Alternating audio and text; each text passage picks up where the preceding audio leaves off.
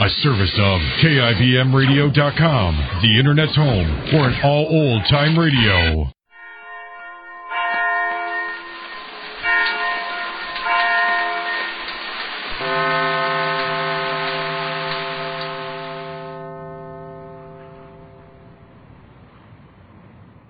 Kellogg's Pep, the build-up wheat cereal, invite you to rocket into the future with Tom Corbett, Space Cadet. Stand by to raise ship. Blast off. -5, 4, 3, 2, 1, 0. As roaring rockets blast off to distant planets and far-flung stars, we take you to the age of the conquest of space with Tom Corbett, Space Cadet.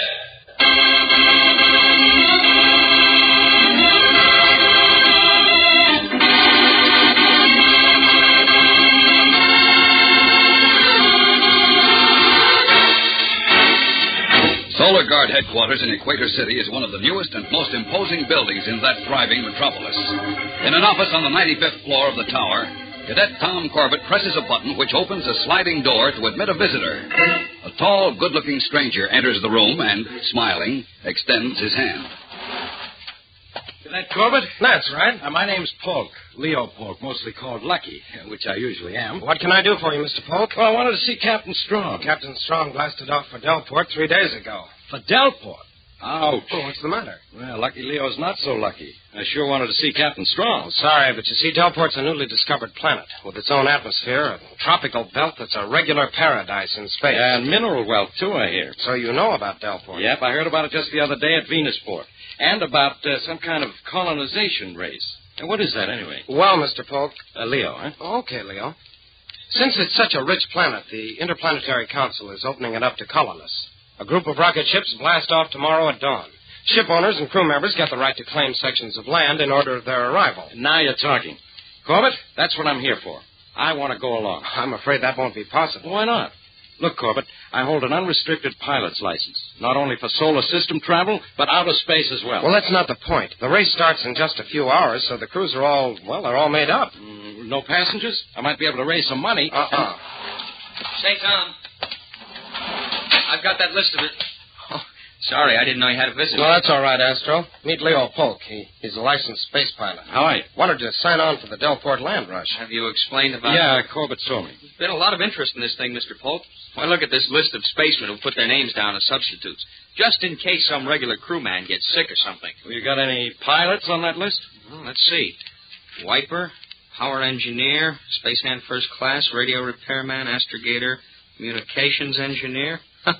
We've got about every rating here except pilot. I wish you'd put me down. There's not a chance in a million, Bud, if you want me to list you. Thanks, Corbett, I do. If you need me, I'll be at the Corina Hotel. Right. Well, I won't take up any more of your time. Thanks a lot, gentlemen. What an optimist. The biggest land rush of the century, and he expects to get in on it at the last minute. Yeah. Nice guy, though. Hey, wait. Don't take off your jacket. It's time for evening inspection. Oh, let's do it after chow. I've been on the jump all afternoon, and I'm starved. We can't take any chances, Astro. If those 5 ships don't blast off on schedule tomorrow morning, we'll be a couple of ex-cadets.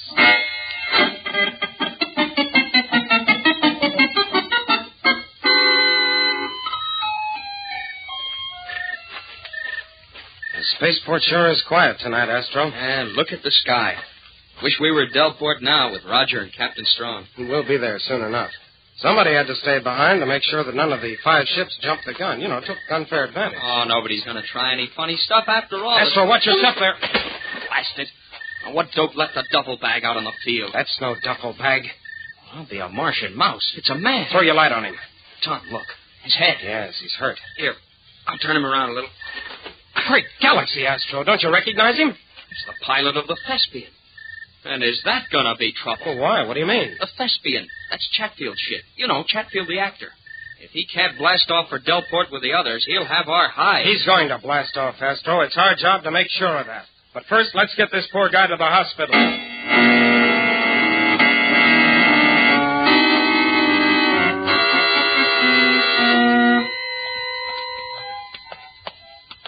Hey, Tom, you're certainly in a hurry to get out of this hospital. We've got work to do. Yeah, but Doc says the pilot may regain consciousness soon, and he may be able to tell us who slugged him. And Chatfield's there.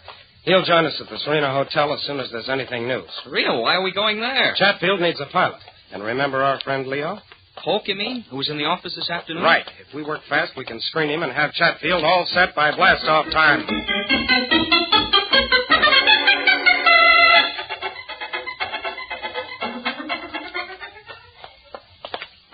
Desk's over this way, Tom. Right. Let's go check. Oh, blast. What now? Hello, Mr. Sutton. Astro, why don't you get Polk's room number while I see what Sutton wants? Is that the Sutton who owns one of the expedition ships? Yeah, the New World is his. And that's his captain with him, name of Dunning.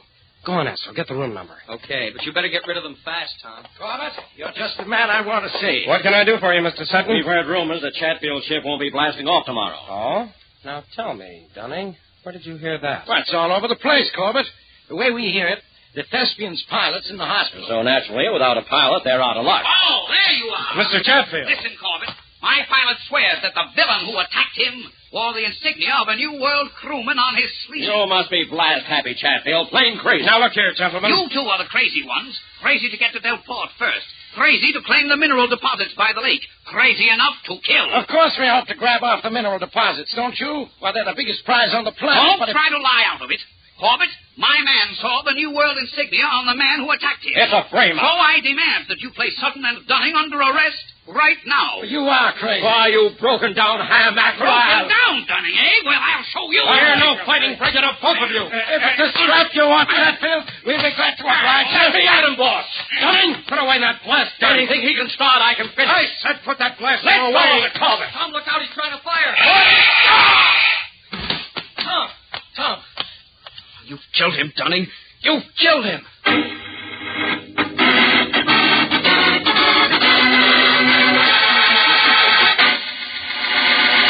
We'll return to the exciting adventures of Tom Corbett, Space Cadet, in just a moment.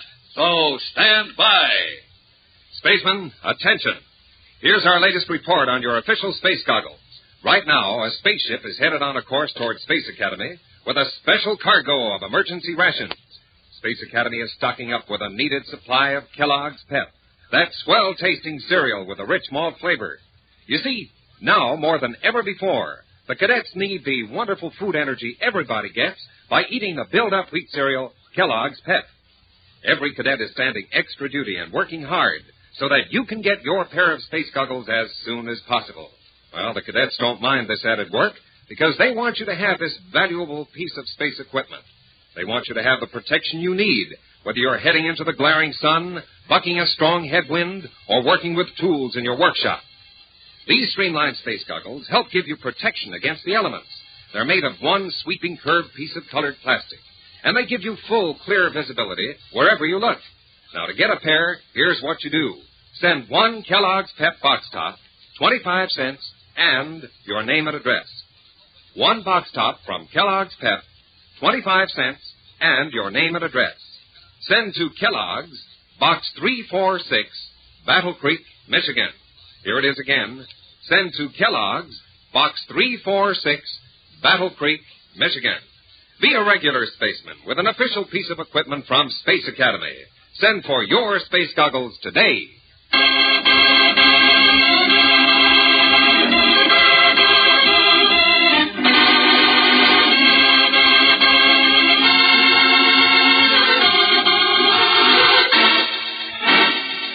On the eve of the land rush expedition to the newly discovered planet of Delport, two of the competing rocket ship owners, Chatfield and Sutton, get into a fight. And Dunning, Sutton's captain, mixes in with a blast gun. Tom Corbett tries to disarm him. But as they struggle for the gun, it goes off.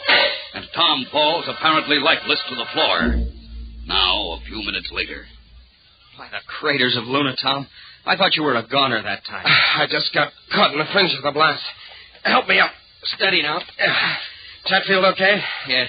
You grabbed Dunning's arm just in time. Well, then all's well. Not quite. They're holding Dunning outside, Tom, so you can prefer charges. Tell them to let him go. Huh? Astro, nothing must interfere with blastoff. All 5 ships go on schedule. If you ask me, the New World ought to be grounded. Maybe so, but that business of the insignia on the attacker's arm, well, it just looked a little pat. As though it might have been a frame-up. Oh, there you are. Hello, Polk. Hi, what happened to you two anyway? I waited in my room after Astro called, but she didn't show. Glad you came down. Still want that pilot's job? Still want? You kidding? Not a bit of it. Don't ask any questions. There's no time. We've got to screen you right away. You're wasting time, Corbett. Oh, why? I'm Lucky Leo, remember? You can screen me, find out I've got two heads, or even no head at all. I'm still blasting off in the morning.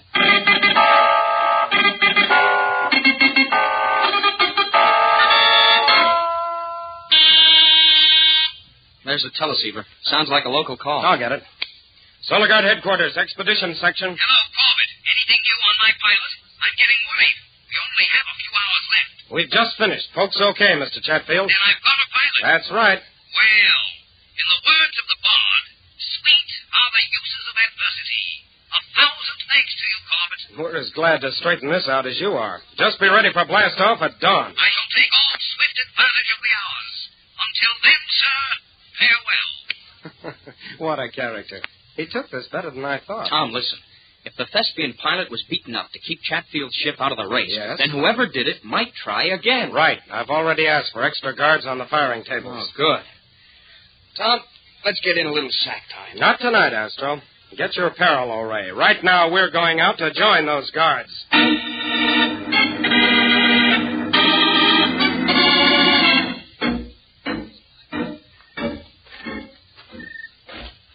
Hold up a minute, Tom. Somebody's moving around over there near Sutton's rocket. Come on, Astro. Let's investigate.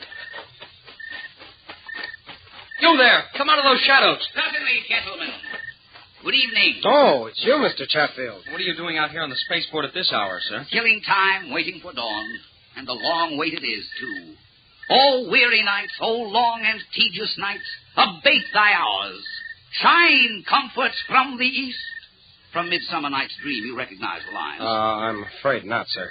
But we'll have to ask you to leave the firing table area until 2 hours before blast-off. Rules, rules, rules. What slaves we are to regulation. Mr. Chatfield, there's been one unfortunate incident already tonight, and we... Tom, the alarm bell. It's a fire. Look over there at the north end of the field. A veritable inferno. Quick, Astro, alert all crews. There's enough rocket fuel stored in that hangar to blast us all to space dust.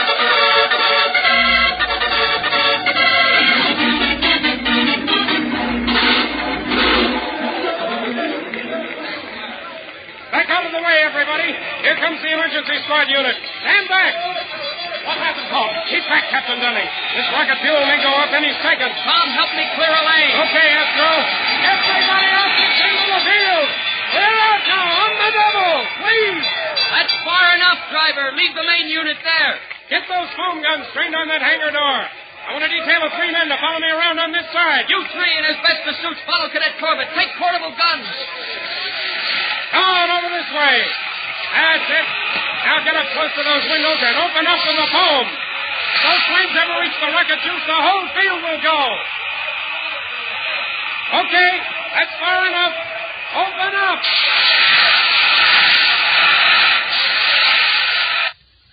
Smothering on this side, Tom. Good. Bring your men around my way, Astro. Come on, you heard him. Let's go. That's it, men. Train all your guns on that wall. Look at that phone chilling the blaze. It's under control now, Astro.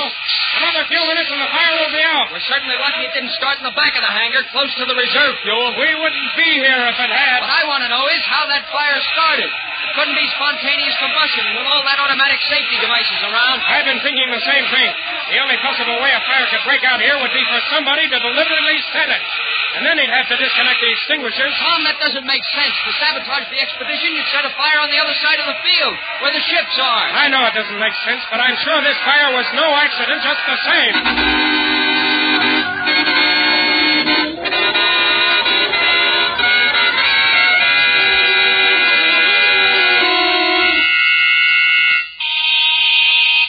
Now hear this. All expedition ships secure. It is now 8 hours minus 3 minutes. All secure, Mr. Sutton. Oh, very good, Dunning. Now stand by for the blast-off signal. Aye, sir. We're in fine shape, except for those 2 space cadets aboard. Oh, well, they won't get in our way. I don't like it, sir. Why do they have to be on the New World? Well, the names of all 5 ships were put in a space helmet. Ours was the one drawn out. It's as simple as that. Well, I'll tell you one thing, Mr. Sutton. If Cadets Astro and Corbett delay us in any way at all, you've got a kick coming to the Interplanetary Council. Don't worry. In 2 minutes, we blast off. Those other ships will stay behind us all the way.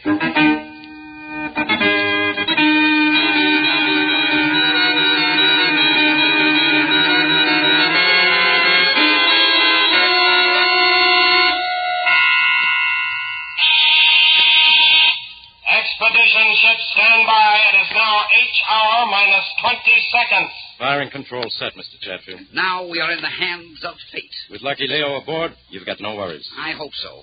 I have my heart set on that lakeside mineral claim. It's yours. 5 seconds. 4, 3, 2, 1, 0.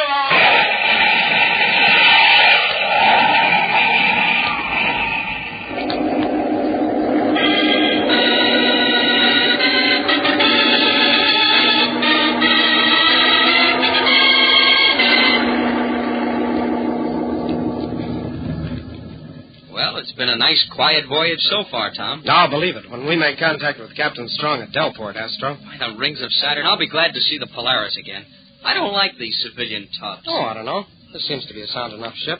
I wouldn't want to be aboard the Draco, though. That's a real beat-up crate. I wonder how we're doing in the race. Now, here comes Captain Dunning. He can tell us. Well, boys, how's everything? Fine, Captain. Any reports yet from the other ships? We've had the Thespian on our radar screen for the past 6 hours. We can't be very far from her. I don't know about the other 4, but it's the Thespian I want to keep an eye on. She's our only real competition. Great galaxy. What was that? An explosion. Sounded like the port side. Well, what could have... There's the alarm. We're losing oxygen. Let me get to that intercom. Hello. Damage control. Dunning, certain. There's been an explosion in the port supply locker. There's a hole in the hull as big as a space sail. Close the compartment doors. Seal it off. I can't. They're jammed. Something's wrong with the wiring. We're losing our oxygen supply fast.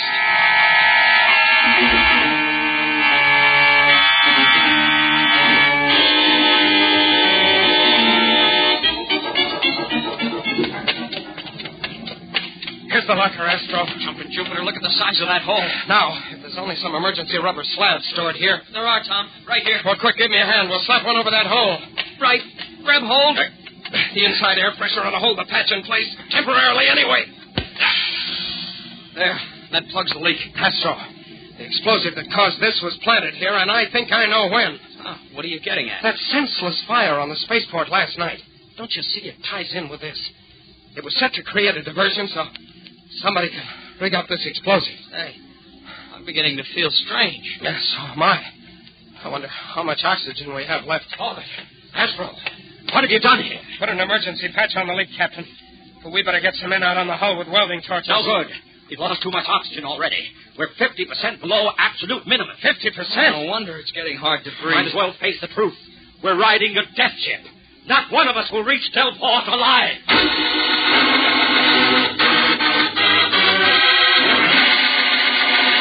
We'll return to the exciting adventures of Tom Corbett, Space Cadet, in just a moment. So stand by. Space Academy to Power Deck Polaris. Power deck, Astro speaking. Just a moment, sir. What's the delay? I'm adjusting my space goggles. The heavy glare from this reaction gas is giving me trouble. All right, Cadet Astro. When ready, you may proceed with the special tele recording. There. That's better. Spaceman, now that I've put my space goggles on, the reaction mass doesn't bother me. You know, I don't know where I'll be when you hear this special recording, but you can be sure of one thing. I'll have my space goggles with me.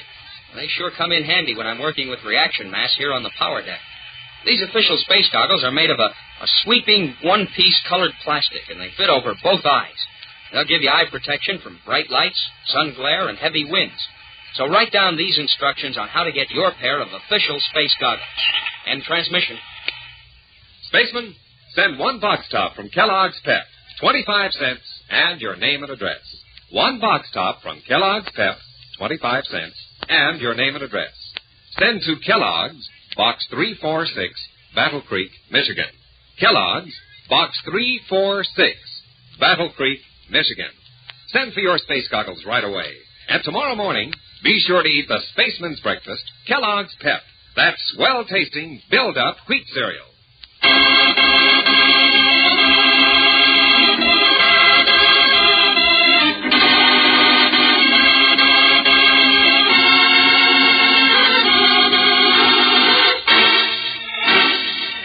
As the rocket ship New World streaks through outer space bound for the distant, newly discovered planet of Delport, an explosion suddenly tears a hole in her hull, through which the ship's precious supply of oxygen pours out. Tom and Astro succeed in hastily patching up the hole, but the air supply is dangerously low, too low to sustain an Earthling's life. Tom, can't hold out much longer. I hardly breathe. Pull yourself together, Astro. Help me. What are you doing anyway? Help me remove oxygen tanks from these spacesuits. Tanks ought to help us and crew keep alive a little while longer. Okay, Tom. Hey, what are you two doing with those spaceships? Let me explain. Get away from them. But listen, we Need them ourselves. Put those tanks in the jet boat. Give me and Dunning enough oxygen to reach Delport. Abandon your crew? You can't. Certainly can't. Will, too. Stand clear. I have all the crummy... The audio. Don't try anything, Corbett. I warn you. Just want to answer that call. Spaceship Thespian calling New World. Spaceship Thespian calling New World. Chatfield. New World here. We read you, Thespian. Corbett, we heard your operator's distress signal. We're making a sweep to stand by and lend assistance. Something. Did you hear that? I don't believe it. Why should Chatfield ruin his own chances to help us? What's your position? We've nearly completed our maneuver. We should be ready to set up a supply feed in 3 minutes. Can your crew hold out that long? We'll hold. Just stand by and we'll pump part of our oxygen into your ship. Enough oxygen to reach Delport anyway. Chatfield, you realize what you're doing? This is sure to cost you the race. Never mind that. There is a spaceman's code, you know. Stand by for company. By Jupiter, that actor is a real spaceman, which is more than can be said of present company. Like your jets.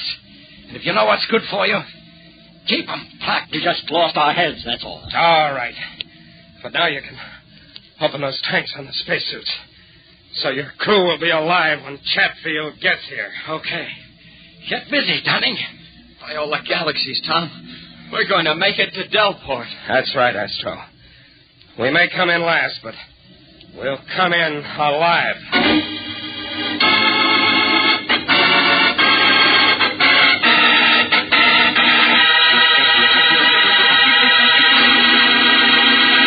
Don't miss the next action-packed adventure with Tom Corbett and the Space Cadets on Thursday, when the race is on for mineral wealth on the fabulous planet of Delport, in the second part of The Vultures of Space. Tune in, same time, same station on Thursday, for the next thrilling interplanetary adventure with Tom Corbett, Space Cadet.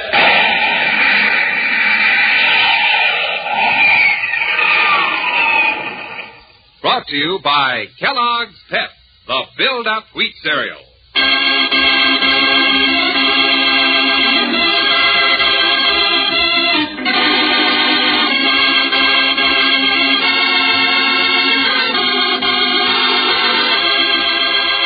Tom Corbett, Space Cadet, starring Frankie Thomas, can also be seen on television and appears in the comic sections of many of America's leading newspapers. Look for it daily and in weekend editions. Featured in today's cast were Al Markham, David Kerman, and Maurice Tarplin. Today's program was written by Gilbert Braun, directed by Drex Hines. Jackson Beck speaking. Kellogg's Raisin Bran, raisins and bran flakes too. They're out of this world, they're out of one package. Kellogg's Raisin Bran. Kellogg's raisins are honeycomb coated to keep them tender, the bran flakes crisper. Kellogg's Raisin Bran, raisins and bran flakes too. They're out of this world, they're out of one package. Kellogg's Raisin Bran. Eat Kellogg's Raisin Bran. Eat Kellogg's Raisin Bran. Eat Kellogg's Raisin Bran. Kellogg's Pep, the build-up wheat cereal, invites you to rocket into the future with Tom Corbett, Space Cadet. Stand by to raise shift. Blast off -5, 4, 3, 2, 1, 0. Towering rockets blast off to distant planets and far-flung stars. We take you to the age of the conquest of space with Tom Corbett, Space Cadet.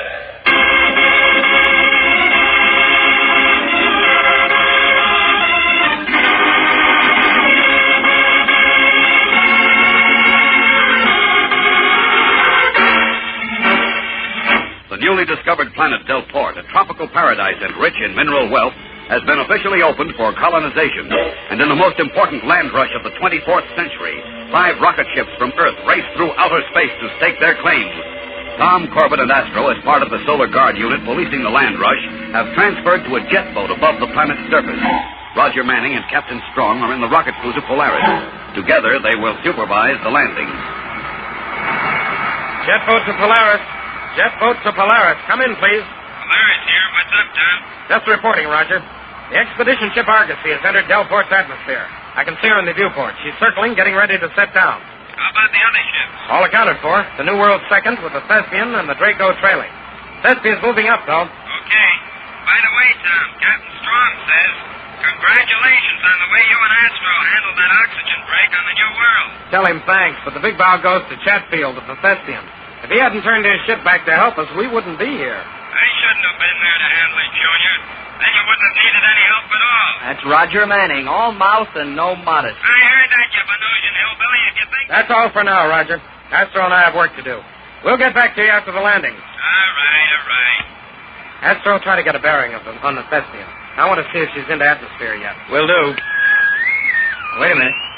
Yep. There she is on the viewer. Uh-huh. That means the Draco's going to be the last one in. Now the scramble starts. Once they locate that mineral deposit along the lake, they'll all be after it. Well, it'll belong to the first one who stakes a claim. Our job is just to keep an eye on it. And a pretty careful eye. From here on, there's going to be some fancy jockeying for position. It's already started. Look on the viewer. Yeah, I see. The Argosy, the Thespian, and the New World are all headed for that spot. Looks like the Argosy will make it first, though. She's got a fair lead. They'll all have to start firing their braking rockets any second now. We might as well relax and enjoy the fun. Not yet, Astro. If there's any rough stuff, we've got to be ready to move in.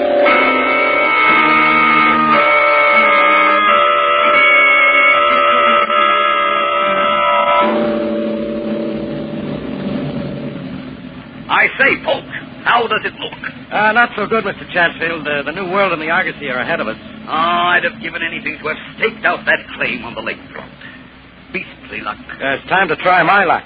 Remember, I'm Lucky Leo. I'm getting there first. Hold on, Polk, hold on. We can't head in there now. It's time to start braking. And give up the claim? No, sir. We plunge right ahead. That's the one thing they won't expect. You can't, man. We're liable to cause a three-ship crash. They'll get out of the way when they see we mean business. Patrol jet boat to Thespian. Jet boat to Thespian. Better answer your audio, Mr. Chatfield. Thespian to jet boat. Chatfield here. What's the trouble?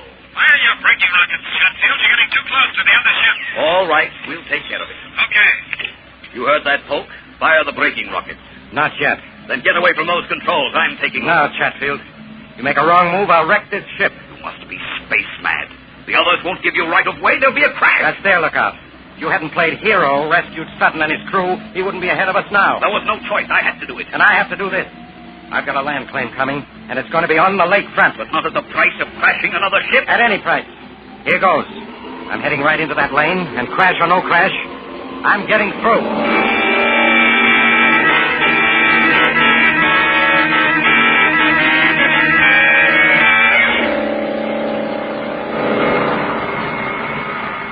Look at that fool ship, Tom. What's the matter with Chatfield? I wish I knew. Let's get him again. Patrol jet calling Thespian. Come in, Thespian. He's not answering you. Thespian, do you read me? Come in, Chatfield. There he goes, diving right between the New World and the Argosy. Quick, Galaxy. Come on, Astro. We've got to stop it. Hey, you're the boss. Let's move in. I'll try the audio again. Patrol jet to Thespian. Veer off, Thespian. That's an order. They must have gone crazy aboard that ship. Patrol jet. This is Sutton on the New World. Do something quick. That idiot Chatfield is going to kill us all. I'm trying to head him off, Sutton. He doesn't answer his audio. Look out, Corbett. The way he's headed now, he's plunging straight toward you. That's right, Tom. Hang on. We're going to crash.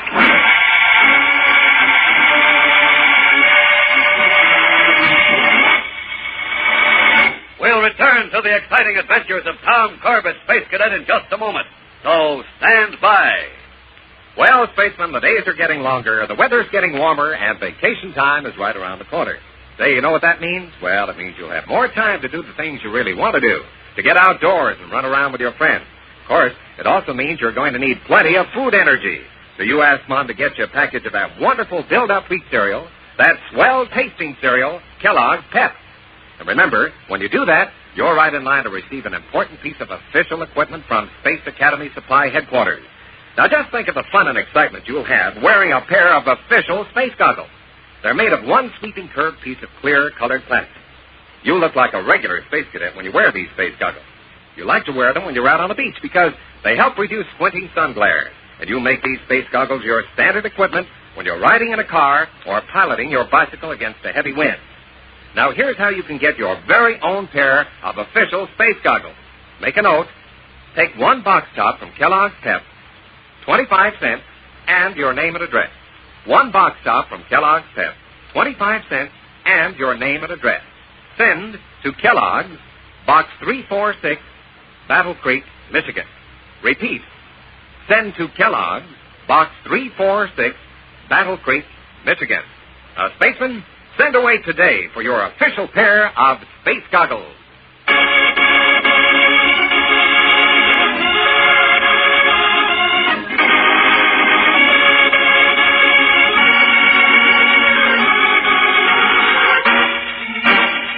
As the spaceships of the expedition rushed to lay claim to the richest land on the planet Del Port, Tom and Astro in a jet boat policed the landing. Seeing the rocket ship Thespian attempts to illegally cut in ahead of its rivals, Tom dives his jet into the jam-up, desperately trying to avoid a three-ship collision. But suddenly the Thespian, swooping like a huge vulture, veers toward the tiny jet. The crazy rocket head, he's going to ram us. I'm trying to pull above him, Astro. I don't know if I can make it. Why in Jupiter doesn't he fire his braking rockets? Wait, he is firing them. We're going to clear by the skin of our teeth. Yeah, but not the Argosy, Tom. Look, trying to veer off. She's gone out of control. Astro, that ship's in a nosedive straight for the lake. There she goes, into the water. Oh, the Argosy's gone. Finished. With its entire crew. Come on, Astro. We've got to make a landing fast.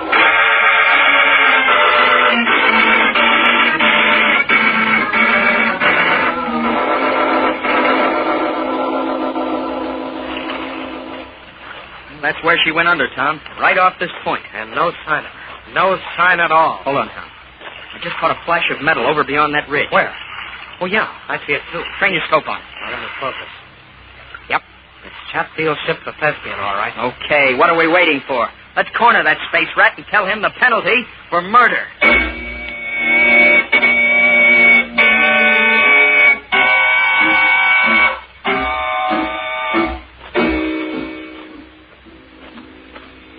There's the Thespian, but it looks deserted.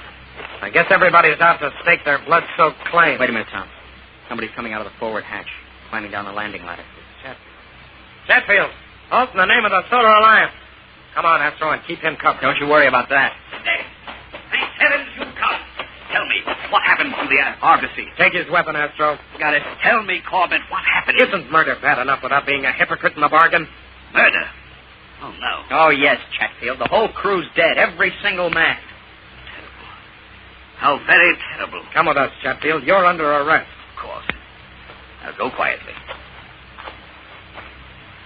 I don't get it. Out in space, you turned back of your own accord to save our lives. Jeopardized your whole position in the race. Of course. That's the spaceman's code. And how could you do this thing? How could? Just a moment, cadets. As the Thespian's owner, I've got to take responsibility. But you don't think that I, personally, you couldn't think that... We know exactly what to think. Come along, Chatfield. You can tell it to the solar course. Just a minute, Astro. Chatfield, what are you trying to say? Why, that Polk took over the ship. What? Lucky Leo? That's right. He ignored my commands completely. Paid no attention when I ordered braking rockets. Well, that's a pretty thin yarn. But the truth.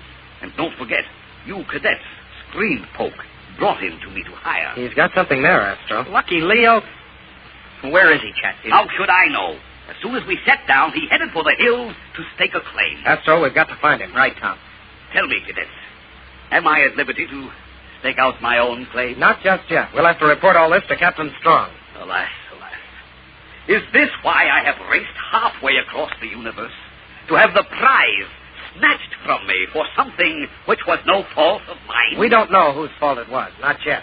But by the time I am cleared, and I am certain I shall be cleared, all the most desirable land will have been claimed. Sorry, Chatfield, it's out of our hands. This is a decision Captain Strong will have to make.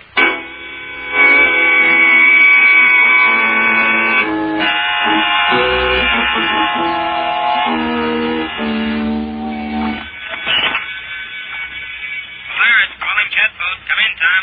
Roger, what's the decision? Release Chatfield, pending further investigation. That is all I was waiting to hear. Goodbye, all. I'll see you around. Any further orders, Roger? Yeah, Captain Strong wants you to scour the whole Lake District for Polk, When you find him, bring him to the Polaris. The captain wants him. The captain wants him. No more than we do, sonny boy. No more than we do.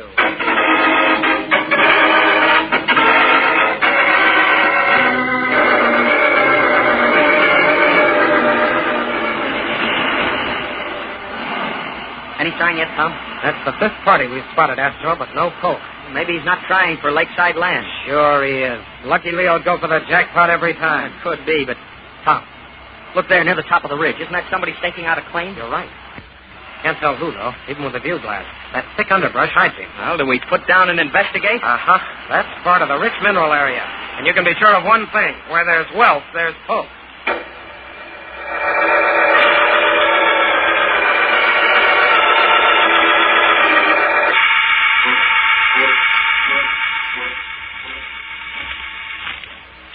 Coming to the summit of the ridge, Astro.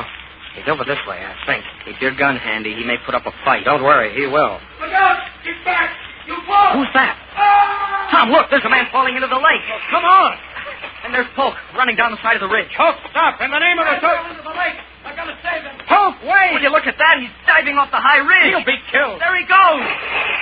Hurry, Astro! Hurry! We've got to pick up the pieces!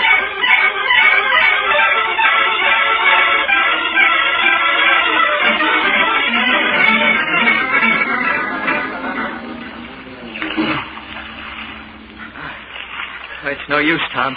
We can't revive Sutton. I'm afraid you're right, Astro. He's gone. Poor guy. How did this happen, Polk? Just a freak accident, Corbett. I just finished staking out that ridge when I saw Sutton coming. You mean you had it staked before he arrived? That's right. Well, then what? Well, I was waiting to tell Sutton he was too late. But about 50 yards from me, he missed his footing, started tumbling back toward the ledge. Well, I shouted a warning to him, but it was too late. He went right over into the lake. We saw you jump in after him. Too late, though. Boys, I feel pretty awful about this. It's still pretty lucky for you that you tried just the same. What do you mean? Well, Polk, jumping in to save another man's life is going to be a point in your favor when... Wait a minute. When what? When Captain Strong tries to find out who's to blame for the crash of the Argosy. You're out of your mind. Chatfield was in command of the Thespian. He admits that. He also claims you disobeyed his orders, that you blasted right ahead, so that you're responsible. Boys, that's the best yarn I've heard in years. And will I punch it full of holes? Well, you'll get your chance. Captain Strong wants to see you at once. Lead me to him. Oh, just one thing. What's that? I want to make sure of my claim. Covers the lakefront there and the entire ridge. Okay, you know how to fill out the form. Chatfield, as rocket ship owner, gets 60% and you get 40%. Boys, that's not quite the situation. I'm claiming a full 100%. Well, you can't do that. Only ship owners can claim full title. Yeah, but you see, I happen to be a ship owner. What? Well, nothing in the regulations says a man has to come on his own ship. I came on the Thespian, but I'm owner of the Draco. The one that came in last? That's right. Well, I'll be... Hey, you're a shrewd boy, Polk. I wonder. What, Tom? Astro, I've been adding things up in my mind. See if this makes sense to you. Sure, Tom. What's all the space gas? If Strong wants to see me, let's go. This won't take long. Astro, let's say there's a ship owner. He's got a slow ship. He knows it won't be the first one in, so he tries to sign on as a crew member on a faster rocket. Nothing in the rules against it, boys. Not a thing. That's right. But the crews are all set. So our man puts on the uniform of a New World crewman, almost kills the pilot of the Thespian, and gets hired in his place. Space gas, Corbett, you're dreaming. Go ahead, Tom. Dream some more. Now he's on the Thespian, but the New World's in the race, too, and she's a fast ship. So you know what he does, Astro? Listen, Corbett, you better be careful. What does he do, Tom? He starts a fire at the spaceport.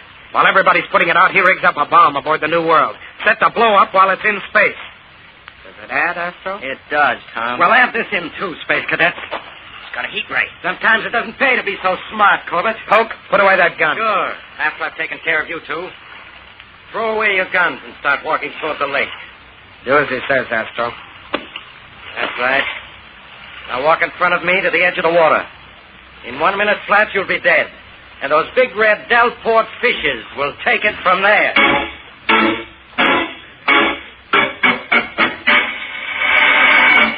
We'll return to the exciting adventures of Tom Corbett, Space Cadet, in just a moment. So stand by. Now hear this. The crew of the Hydra, before blast-off on training flight to Terra Space Station, report to launching platform H-45 for inspection by Captain Hines. Cadet Campbell, fall out for inspection. Let's see. The spacesuit's in order. Communicator belt? Check. Electronic telescope? Check. But what's this? Where are your space goggles? Cadet, this is serious. You've read your space manual. You know that space goggles are essential equipment for every cadet. I'll have to put you on report for this. Well, Spaceman, that happened a couple of days ago, and that cadet's ears are still burning. You know, the captain had good reason to get mad. He was actually looking after that cadet because space goggles keep a cadet's eyes protected. And when you get your pair of official space goggles, you want to make them your standard equipment. When you're out at the beach, riding your bicycle, or working in your laboratory, these streamlined, curved, one-piece, colored space goggles protect your eyes from the glare of the sun and heavy winds. And, Spaceman, it's so easy to get a pair of official space goggles. Just send one box top from Kellogg's Pep, 25 cents, and your name and address. Now, you better write that down. One box top from Kellogg's Pep, 25 cents, and your name and address. Send to this address, Kellogg's, Box 346, Battle Creek, Michigan. Kellogg's, Box 346, Battle Creek, Michigan. Spaceman, send for your official space goggles today, and tomorrow, start off your day the spaceman's way with a build-up wheat cereal, Kellogg's Pep.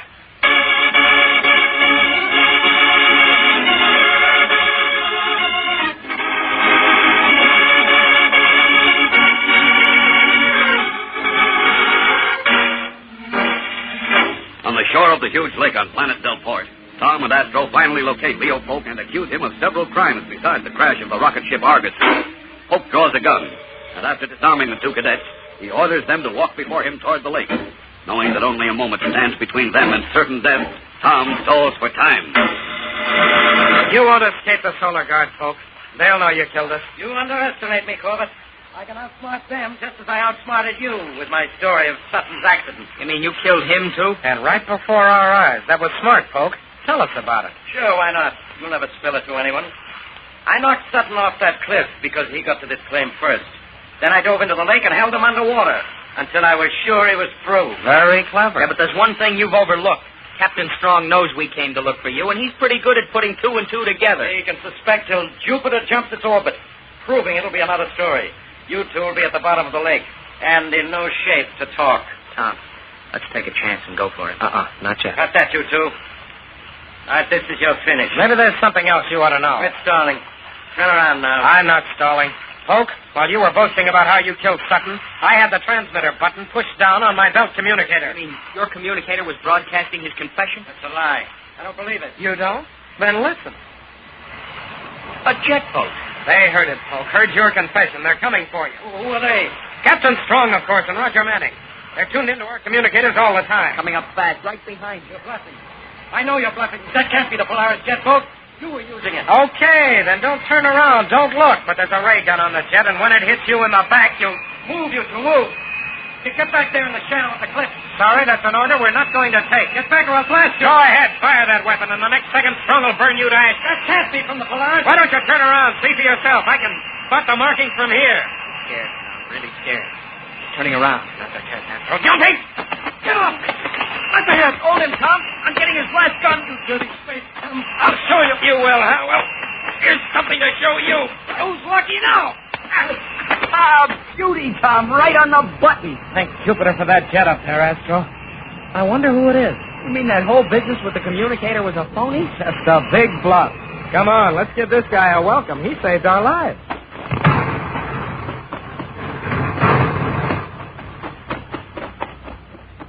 Hello there. Corbett! Astro! What are you doing here? It's Chatfield. I saw you from the air. I say, isn't that Polk lying on the ground? It sure is. What happened? We're taking him in for murder. Among other things. What was he doing here? Staking out a claim? That's right. Well, would a criminal be allowed a claim? After what's happened, Polk will be disqualified. Then all this choice land is going begging? That's right, sir. By the bard of Avon, it's mine then. I claim it here and now. No reason why you can't. This is the cream of the jest. The first shall be last, and the last shall be first, eh?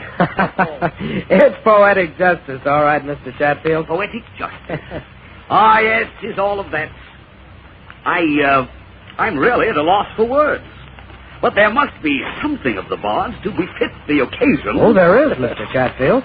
How about all's well that ends well?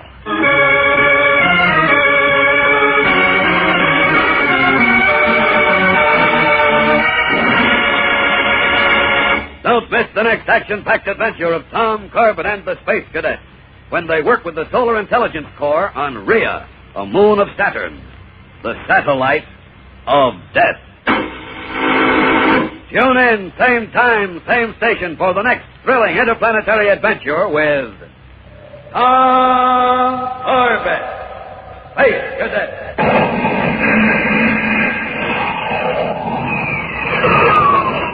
Brought to you by Kellogg's Pep, a build-up wheat cereal.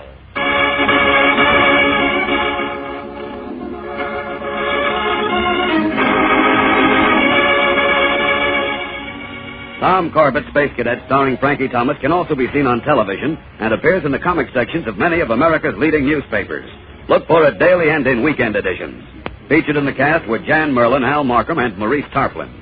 Today's program was written by Gilbert Braun and directed by Drex Hines. Jackson Beck speaking. Kellogg's Raisin Bran, raisins and bran flakes too. They're out of this world, they're out of one package. Kellogg's Raisin Bran. Kellogg's raisins are honeycomb coated to keep them tender, the bran flakes crisper. Kellogg's Raisin Bran, raisins and bran flakes too. They're out of this world, they're out of one package. Kellogg's Raisin Bran. Eat Kellogg's Raisin Bran. Eat Kellogg's Raisin Bran. Eat Kellogg's. Kellogg's Pep, the build-up wheat cereal, invites you to rocket into the future with Tom Corbett, Space Cadet. Stand by to raise ship. Blast off -5, 4, 3, 2, 1, 0. Exploring rockets blast off to distant planets and far-flung stars. We take you to the age of the conquest of space with Tom Corbett, Space Cadet.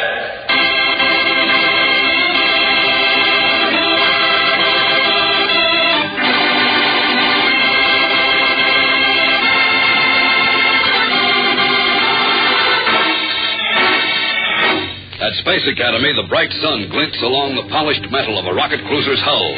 This is the Polaris, ready to blast off from the spaceport into the outer reaches of the universe. But on this fine day, aboard their proud and eager ship, the Space Cadet crew, for once, shows no desire to leave. On the power deck, good-natured Astro scowls as he makes a final check of his equipment. And glaring through the viewport, Roger Manning complains bitterly to Tom Corbett. I tell you, Junior, this is the limit. They can't do this to us. That's what the man said as he picked himself up from the floor. But since the professor will be along any minute, Roger, you might as well stop blowing your... Space dust. What are we, taxi drivers for any old fossil who wants to poke around on Titan? Stow it. We don't any of us like this mission. But you can't expect hot assignments all the time. Why not, Tom? We're the best unit in the Academy. Says you. Says Commander Arkwright, even. You seem to be a little feverish, Roger, or is your memory slipping? You mean when he fuses our jets? That's just next. He knows we're good. Well, maybe he thinks this will be a nice rest. Rest. A straight run to Titan and then waiting hand and foot on some old goat of a scientist. Hello, boys. Oh, morning, sir. Who am I? Why, I'm your passenger. The old goat of a scientist. Yes, sir. Glad to have you aboard, sir. Thank you, Cadet Corbett. And I'm sure that goes for Roger Manning, too.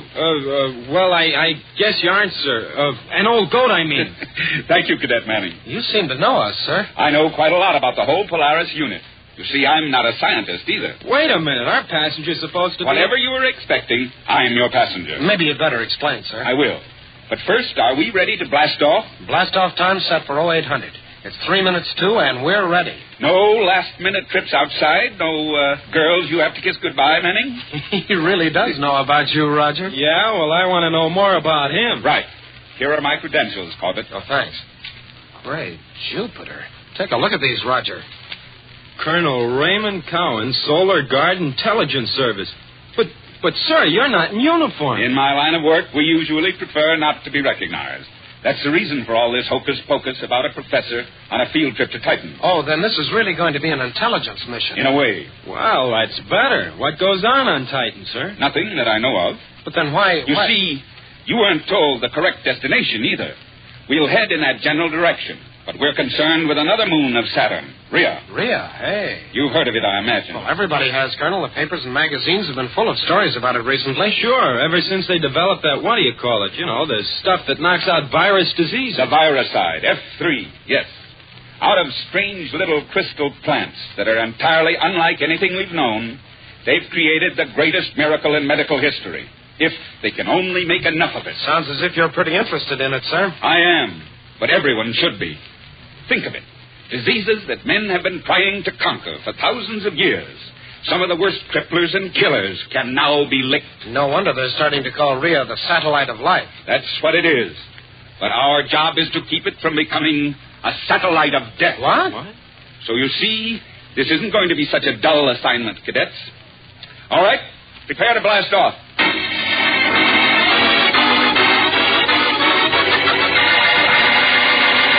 We'll return to the exciting adventures of Tom Corbett, Space Cadet, in just a moment, so stand by. Spaceman, if you want to blast through tomorrow at full space speed, then listen.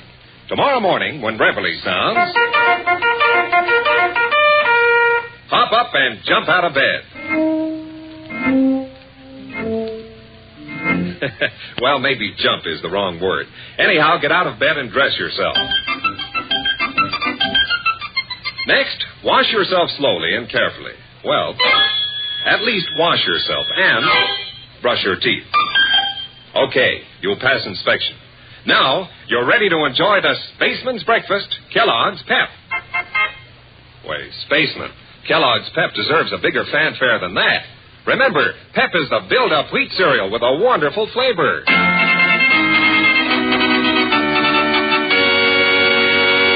Well, that's more like it. Lots of energy there. And that's just what you get when you eat Kellogg's Pep. Lots of food energy. Eat Pep, and you get the food power necessary to travel at full space speed. Pep supplies you with important vitamins that help build strong bones, tough muscles, and healthy teeth. But, Spaceman, that's not all. When you eat Pep, you enjoy its wonderful, rich malt flavor. Yes, that's what you'll say when you dig into a heaping bowl full of delicious Kellogg's Pep. So, Spaceman, start off tomorrow the Spaceman's way with Kellogg's Pep. That's P-E-P. Pep. Kellogg's Pep.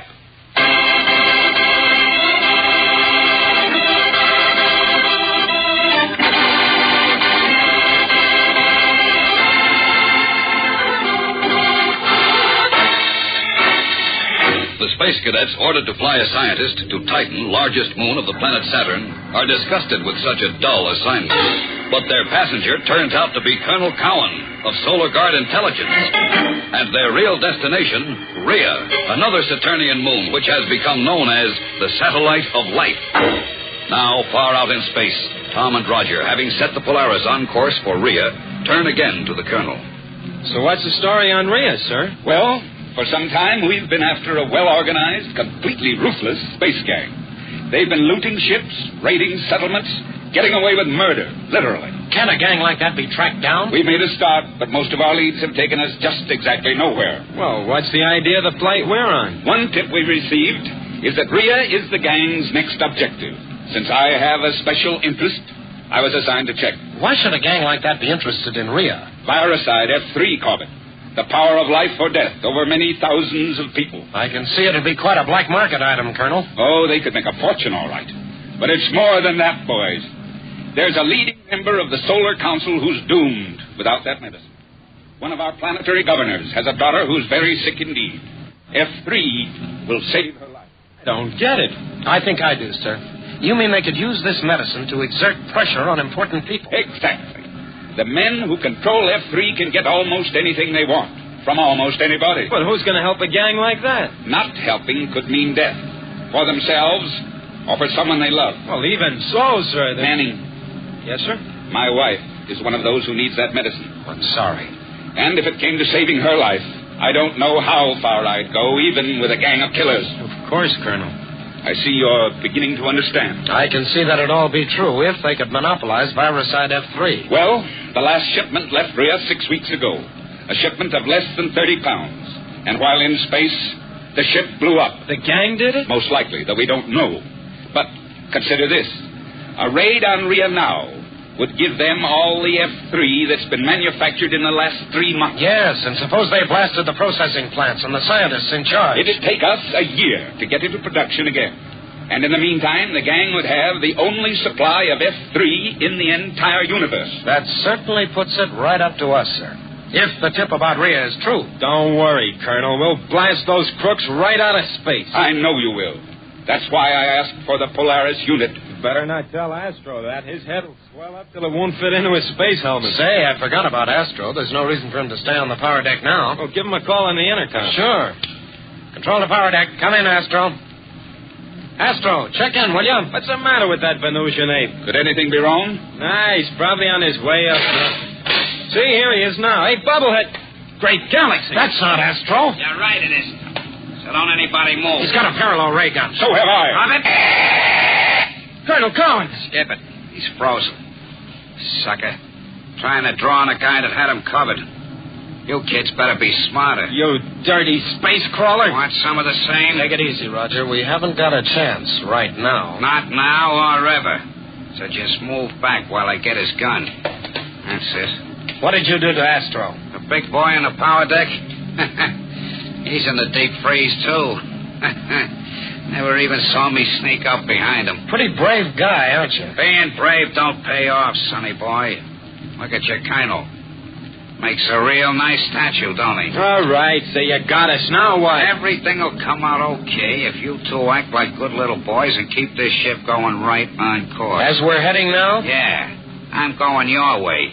I got a date with my gang near Rhea. Rhea? Then the colonel's tip was accurate. Sure. Just like he figured, we're taking over F3. And the price will be going way up.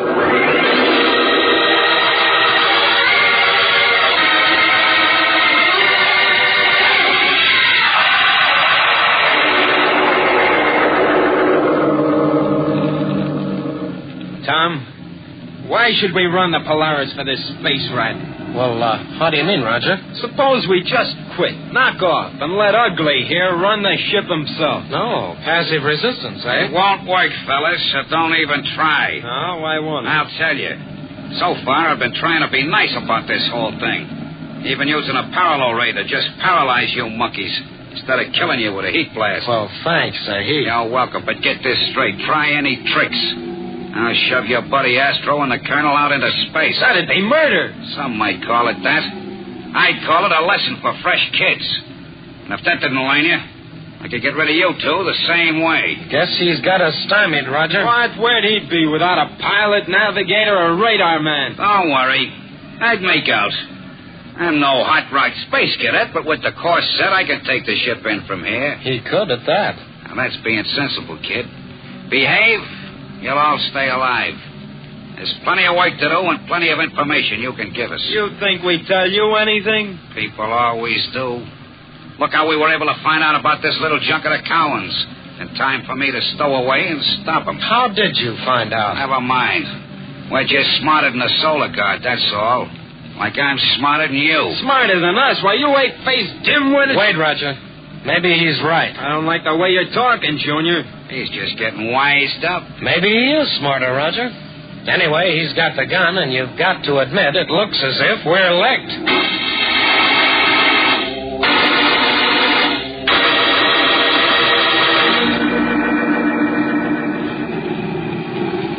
Hey, Roger. What do you want, quitter? Aren't we getting badly off course out of the space lane? What's that? Haven't you noticed, Roger? No, I haven't. It's your job to check our orbit, Roger. Do you want us to get into trouble? Yeah, how about that? What's wrong, Corbett? Well, take a look at the stars out there. Doesn't the pattern look wrong to you? Stars? Well, they look about like always. Maybe a little funny. Sure, it's obvious we're off course. Look at the relative position of Vega, for instance. Vega? Oh, yeah, sure, Vega. Yeah, that's right. We're in trouble. Listen, Roger, it must be the cosmic drift. Cosmic drift? You got space junk in your head, or is it... Space junk, you're right, Roger. That's the danger. That's not what I said. Absolutely. Cosmic drift could carry us right out of the clear space lane into the Tombstone area. Hey, I've heard about that. We can really get clobbered by space junk there. That's right, Roger. Anything could happen there. Anything. Huh? Oh, it sure could. You got any suggestions for escaping this cosmic drift, Tom? Well, you've got to settle it, wise guy. Now get us out of it. And fast, or put the freeze on you. Hold on. Roger has to navigate. Okay, but get going. Our course is starboard, isn't it, Roger? That's right. An 8-degree sweep should put us about right. Then I'll give you more correction. Jack, get back where we belong fast and stay there this time. Oh, young punk can put anything over on me. I've had my lesson. I know what I'm doing now. Yep, we'll do just what you say. Now, come on, Roger. If we work fast, everything ought to turn out all right.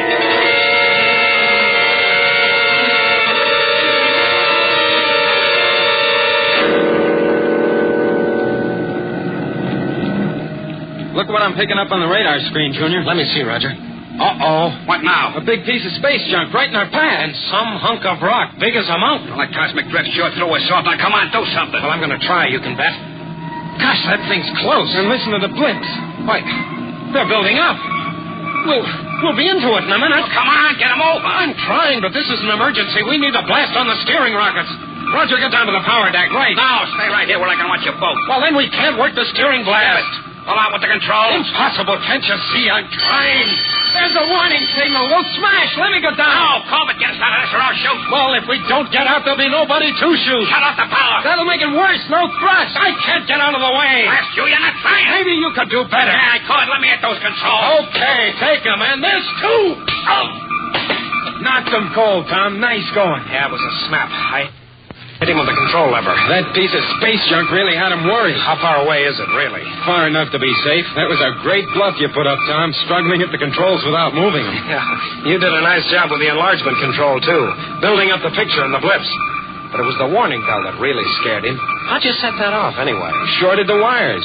And, Tom, I'm sorry I didn't trust you before. Skip it. Let's get out of here. Don't forget, we are in the Tombstone area now. I'll just start a sweep back to port and lose that space mountain out there. Right. Oh, it's gone. Cosmic drift. Oh, brother. Hey, let's unfreeze the colonel with this gun. Thanks. That was rough. Seeing, hearing everything, but being helplessly paralyzed. I'll admit I didn't catch on to what you were up to, Tom, until Roger started to play along. Smart work, Junior. Pretending to put us back on course and heading for the space junkyard instead. Anyway, it worked. Now we have to reset our orbit to Rhea. Sir, will you go down and unfreeze Astro? You bet. Give me the gun. Hey, Roger. The radar, didn't you turn the gain down? Yeah, something really is coming. Jumping Jupiter, try to dodge, Tom. Okay. It's a small piece, but right on top of us. Look out! Great galaxy. It must have gone right through the ship. And I shorted out the bell that would have warned us in time. The rockets are dead. The space junk must have hit the power deck. And Astro's down there, still paralyzed. Come on, we've got to find out if he's hurt.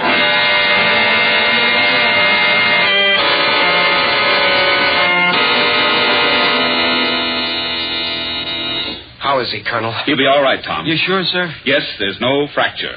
But that piece of metal gave him a hard clout just the same. He'll be unconscious for several hours. How about ship damage? Bad, sir. We sealed up the holes in the hull easily enough, stopped the air loss. But the rockets... Well, it's hard to believe one crummy little hunk of stone could tear things up like that. How soon can we make repairs? Well, Astro's the mechanical whiz. Yes, he could patch it up in a few hours. We'll have to go more slowly. How long? Oh, maybe half a day. Faster if Astro comes to in time to help. Half a day without power? You realize what that means? Yes, sir, we sure do. It means we'll never get to Rhea in time to stop that raid.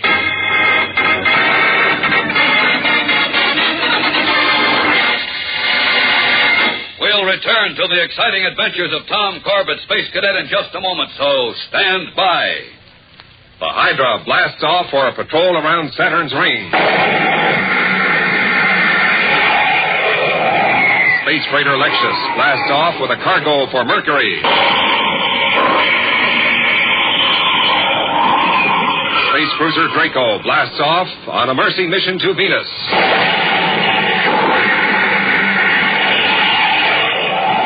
One after another, ships from Space Academy hurtle out into the far-flung regions of space. And now here's the one man responsible for the perfect execution of these operations. The Commandant of Space Academy, Commander Arkwright. Spaceman, you can take my word for it. Every man on those spaceships is equipped with an official pair of space goggles. I wouldn't allow a man out into space without a pair. You see, space goggles protect a cadet's eyes when he's rocketing through space. And they'll help protect your eyes when you're heading into the glaring sun or bucking a strong headwind. You'll find dozens of good uses for your pair of space goggles. They're made of one sweeping, curved piece of colored plastic, and they fit comfortably over both eyes. So, spacemen, send for your goggles right away. Listen carefully and write down these instructions. Here's what you do. Send 25 cents, one box top from Kellogg's Pep, and your name and address. That's 25 cents, one box top from Kellogg's Pep, and your name and address. Send to this address. Kellogg's, Box 346, Battle Creek, Michigan. Kellogg's, Box 346, Battle Creek, Michigan. Spaceman, write for your official space goggles today, and be sure to eat the Spaceman's Breakfast. Kellogg's Pep. That swell-tasting, build-up wheat cereal.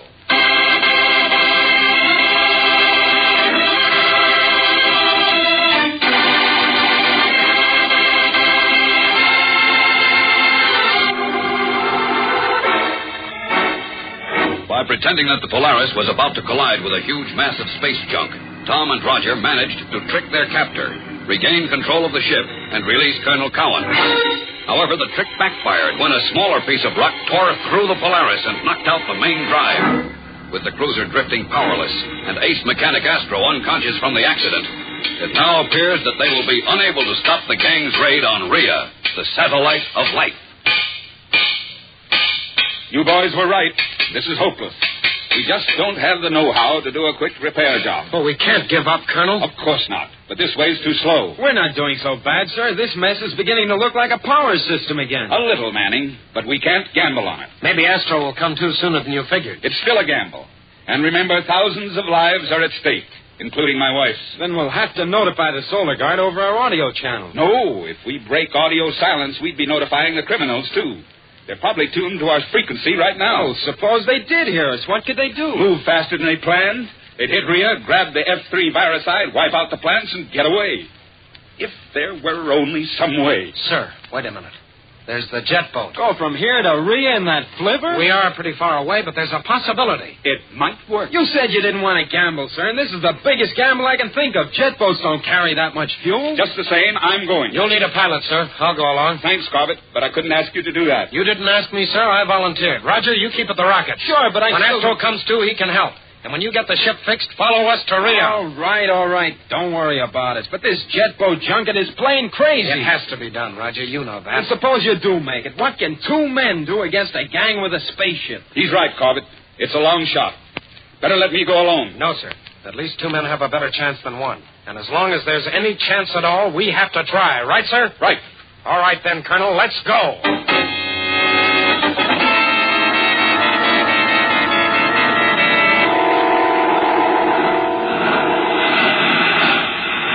We've made it, sir.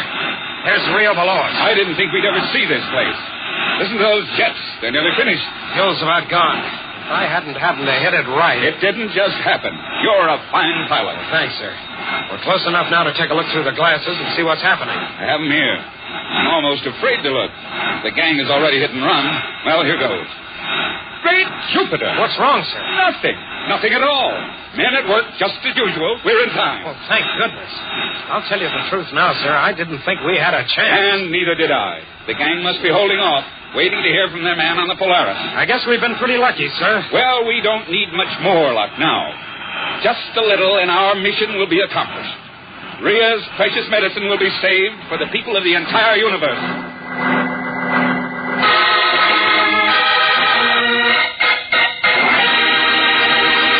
Don't miss the next action-packed episode with Tom Corbett, Space Cadet, on Thursday, when Tom and Captain Cowan find that treachery awaits them on Rhea in Part 2 of The Satellite of Death. Tune in, same time, same station on Thursday for the next thrilling interplanetary adventure with Tom Corbett, Space Cadet. Brought to you by Kellogg's Pep, the build-up wheat cereal.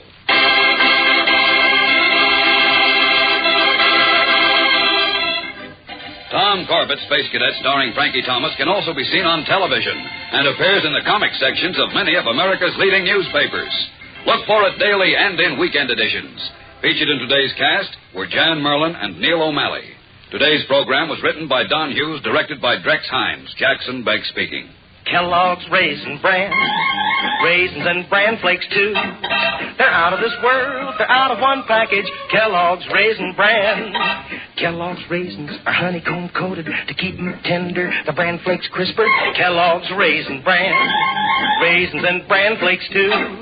They're out of this world, they're out of one package. Kellogg's Raisin Bran. Eat Kellogg's Raisin Bran. Eat Kellogg's Raisin Bran.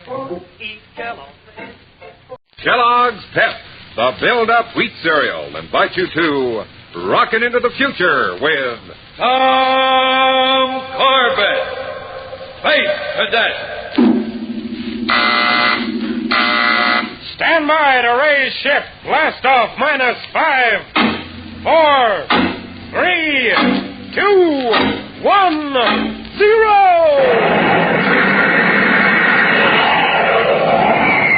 As roaring rockets blast off to distant planets and far-flung stars, we take you to the age of the conquest of space with Tom Corbett, Space Cadet.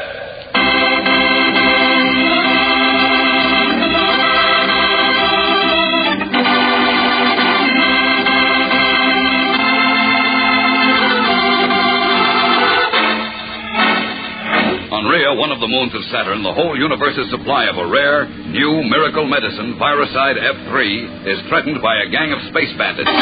The Polaris unit, with Colonel Cowan of Solar Guard Intelligence, heads for Rhea to foil the gang. But the Polaris, its rockets damaged, goes adrift in space. So Tom Corbett and Colonel Cowan, leaving Roger Manning and the wounded Astro behind, set out in a jet boat. And thanks to Tom's skillful piloting, they arrive at the airless little world just before their fuel runs out. Wonder where the switch is, Tom, for the entrance to the atmosphere dome. Right here, Colonel. Hey,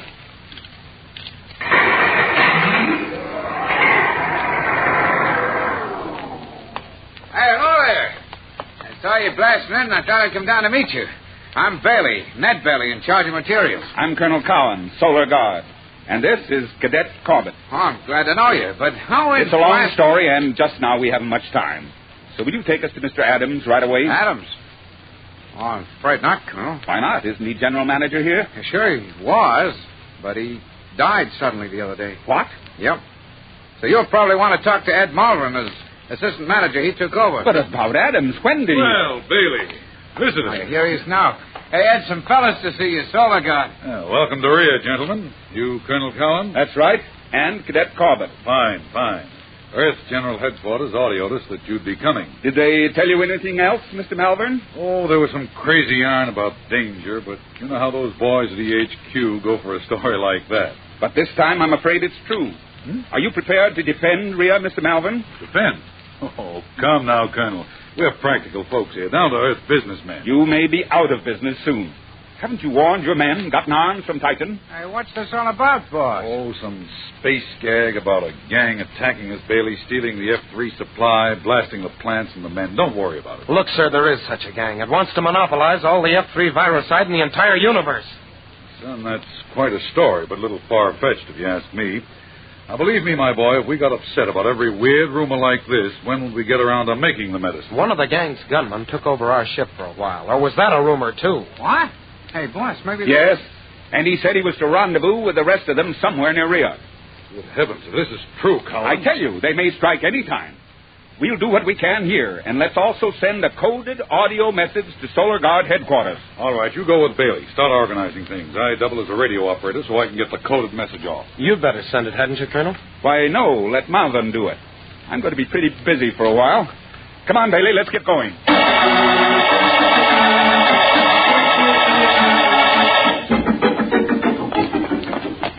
Come on, Tom. Well, where are we going, sir? The communications room. You're right, Tom.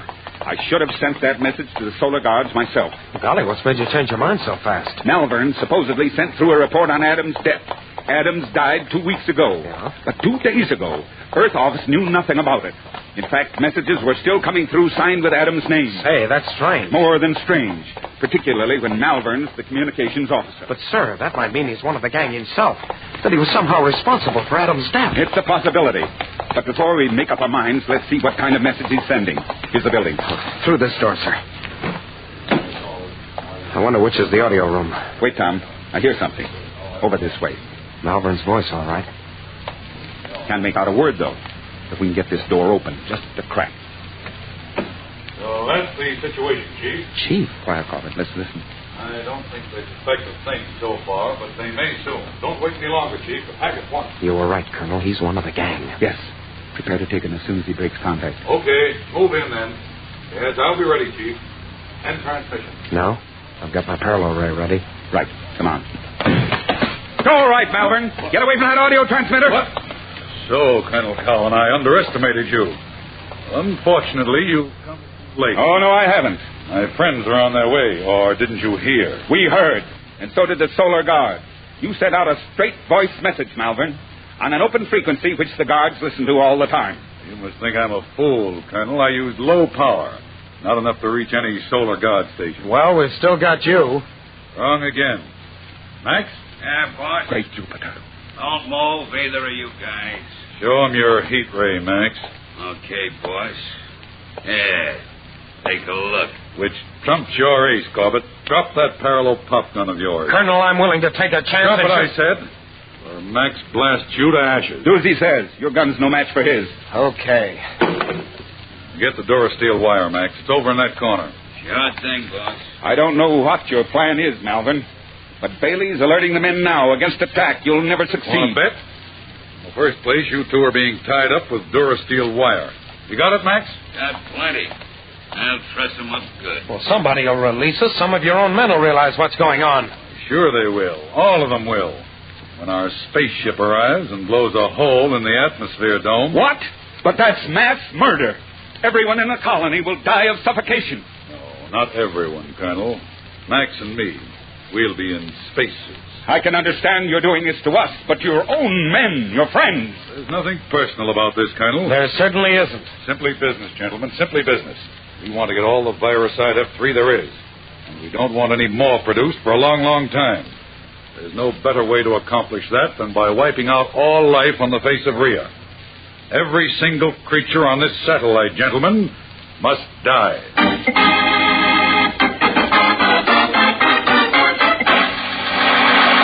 We'll return to the exciting adventures of Tom Corbett and the Space Cadets in just a moment. So stand by. Spaceman, Dr. Joan Dale wants to talk to you. Here, I'll press the buzzer so you can go into her laboratory. Come in, Spaceman. I'm taking time out from this experiment to talk to you about your official space goggles. Uh-oh, speaking of space goggles, I better put my pair on. Ah, there, I've got them on now. And now I've got protection for my eyes against these flying sparks and the bright glow from the bubbling chemicals you hear. You know, these special goggles are official Space Academy equipment. They're made of one sweeping curved piece of colored plastic that fits comfortably over both eyes. I know every spaceman will want to own a pair. Space goggles come in handy when you're looking into the sun, heading into a strong wind, or when you're like me and you're working in a laboratory. Now, spacemen, for important instructions on how to get a pair of space goggles, just step outside the door. Spaceman's luck. Spaceman, send 25 cents. One box top from Kellogg's Pep and your name and address. To get an official pair of space goggles, send 25 cents. One box top from Kellogg's Pep and your name and address. Send this to Kellogg's, Box 346, Battle Creek, Michigan. That's Kellogg's, Box 346, Battle Creek, Michigan. Now, spacemen, send for your pair of space goggles today. And tomorrow, start off your day with Kellogg's Pep, the build-up wheat cereal.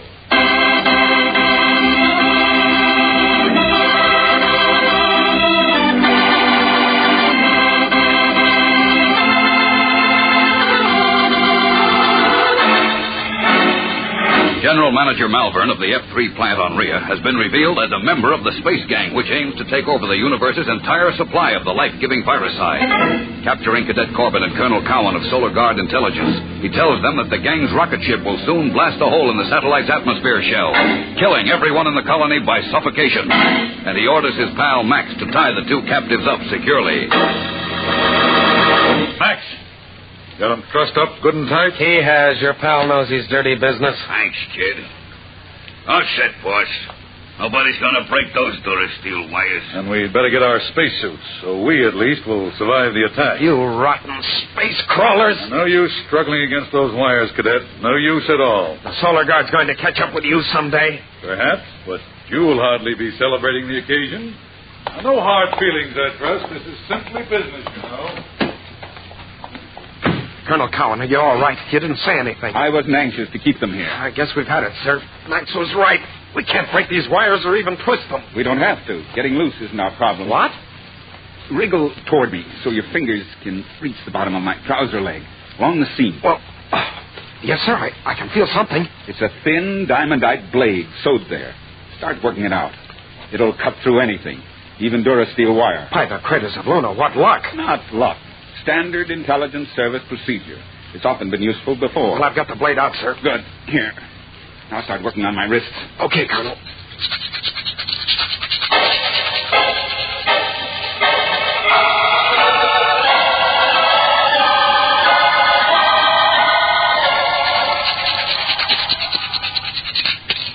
Okay, Corbett. Your hands are free. Now get the wire off your leg. Right. What are you going to do, sir? Get on this audio. Try to contact the gang, then pretend I'm Malvern and talk them out of attacking. It might work. Worth trying. If only I knew their code word or even some of their names. Well, we'll see. Emergency call. This is Malvern. Emergency call. Jupiter, aren't they even going to answer? Hello, Malvern. This is the chief. Anything wrong? Plenty, Chief. Go back. Call off the raid. What? You're off your gyro. Listen, the Solar Guard's here. They're wise. Since when? There's been no ships on our radar.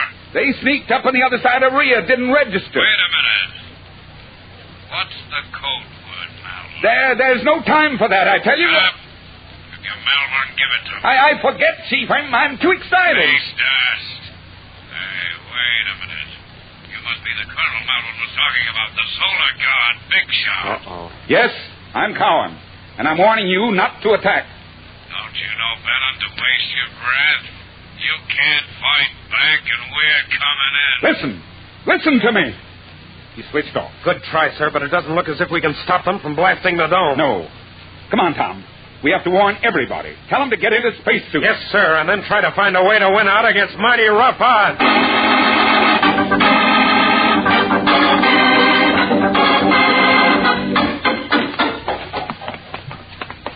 Colonel, there's Bailey, the fellow we talked to first. Good. Bailey, have everybody get spacesuits, quickly. Hey, how'd you two get loose? Stay back or I'll shoot. Oh, no, he must be another one of the gang. I doubt it. If so, he'd have left. Why the gun, Bailey? I know all about you. Malvern told us. You're crazy, dangerous. That killer thinks of everything. Listen, Bailey, Malvern lied to you. He's one of the gang who are going to attack Rhea any minute. Yeah, that proves you're space happy. Keep away from me. Listen, Bailey, the atmosphere dome is going to be blasted. Everyone on Rhea is going to be wiped out unless you move fast. I don't believe it. Stay away. Tell me, Bailey, where's Malvern now? How should I know? Well, I think I know. He and Max are getting spacesuits so they can live when the air dome goes. Oh, you're lying. You Don't believe me, eh? Well, look over there behind you. I don't see that. Take him, Corbett. Right. All right, I got him, sir. Let it go. Don't struggle. We won't hurt you. Malvern warned me I should have killed him. Let him go, Cadet. Right, I've got his gun now. Don't blast me, please. Don't worry, we won't. Look, Bailey, would it do any harm to get everybody into spacesuits? Wait a minute. I'm all mixed up. No time. Corbett, look up there at that dot in the sky. Great Jupiter, it's the killer ship coming in to attack.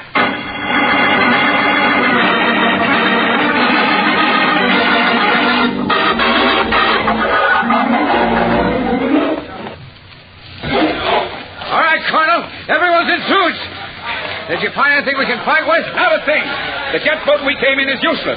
And there's nothing that flies unless you count body jets. What, against spaceships? No weapons except the handguns you distributed either. Why, they'd be all right for close combat, but they're just pop guns in a fight like this. Well, I hope maybe you fellas could find something in the storehouse, something we wouldn't think of. Only a lot of building material, jars of chemicals and acids, lab equipment, nice breakable stuff. But nothing to fight a battle with. Here on Rhea, we've been busy making medicine to save lives. We never thought about taking it. Here it is. They fired a warhead. The dome's gone. Helmets on, everyone! Oh, we told them this much. We won't die of suffocation. Uh-oh. It doesn't look as if they're counting on suffocation. They're firing warheads at us point blank. That's bad. It won't take many to blow this area to space dust. Bailey, where is the medicine store, the F3? Over there, the small white building. Get everybody into it. That's what the gang's after. So they'll treat it with kid gloves. Yeah. Come on, man, this way. We better follow, Corbett. It'll give us time to think. Wait, sir. The ship's still firing, but no warheads are landing here. Funny. Yes, it... Look, there's another ship, and it's fighting the gang. The Polaris. Astro and Roger finally got the old girl patched up. It's just limping along, though. They're in no shape to take on that gang, but they certainly have nerve. If nerve is only enough. But two men trying to fight with a patched-up ship. Oh, Jupiter, look at that. They're hit. Their firepower is gone. Well, I'm afraid that does it, Corbett. No, they're still underway. What are they doing? Heading for the gang ship. They're going to ram. They did. The ships are locked together. But both of them are out of control. They're crashed. It won't be a real crash, sir. The rockets are still giving some support. And the gravity is low here. They'll spin into the ground not far from the dome. By the rings of Saturn, you're right. Let's go, Colonel. Roger and Astro may need help.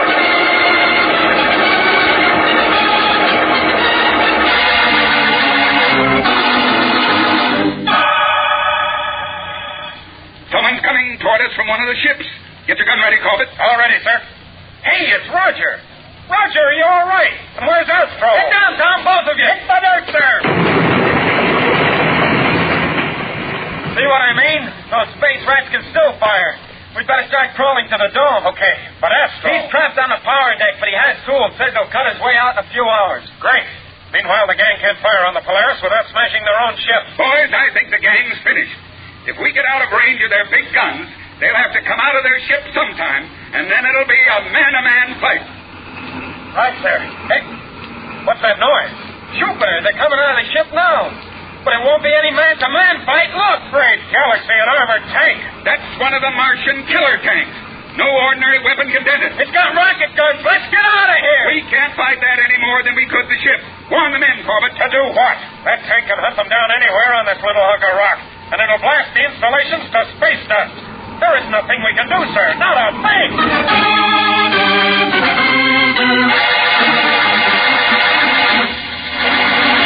We'll return to the exciting adventures of Tom Corbett, Space Cadet, in just a moment. So stand by.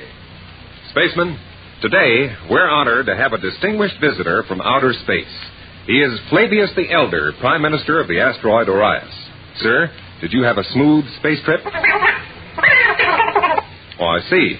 Well, you know, spacemen, it's a bit difficult to understand the people of Orius. It takes years of study, so I'll interpret for you. The Prime Minister says he was shaken up by the moon tides while blasting through Jupiter's orbit. Oh, after the ship steadied off, the stewardess made you feel good with a magic formula. Well, what was it like?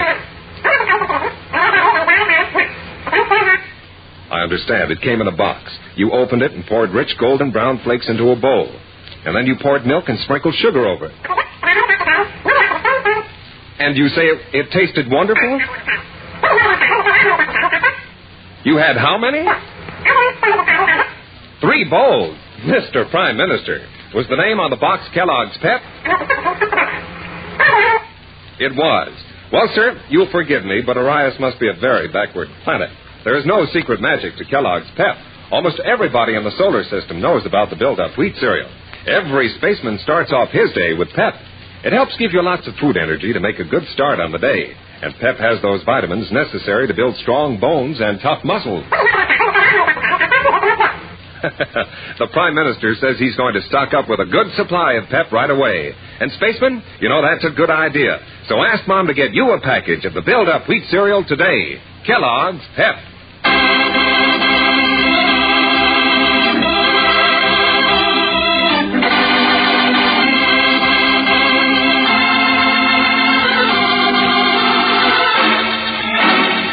As the space gang's armored killer tank charges toward the shattered atmosphere dome, Tom, Roger, and Colonel Cowan fall back to warn the men of their danger.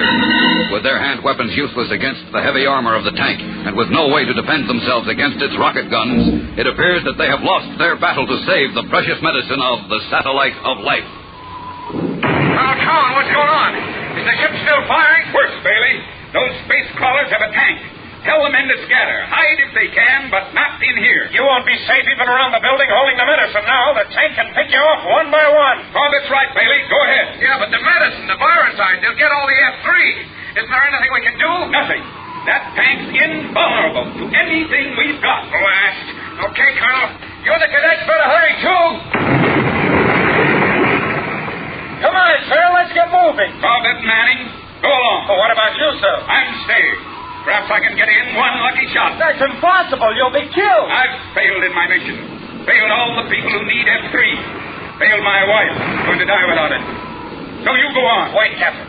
Come with us to the storehouse. The storehouse? What for? Oh, please, sir. Come on, hurry. Before they blast it. All right, Corbett. But why? A wild idea. There's still something we can try. The buddy jets. We can fly with them, but not far enough or fast enough to escape. Anyway, escaping won't save the medicine. I wasn't thinking about escape. We'll attack. With what? Those big jars of acids we saw, Colonel. In this gravity, we can carry several apiece. Drop them on the tank. Acid. Yes, acid can get through every crack. Eat into the tank controls. By the rings of Saturn, it might work at that. Say, Junior, this could be our big chance. The only one we have left, so let's make it good.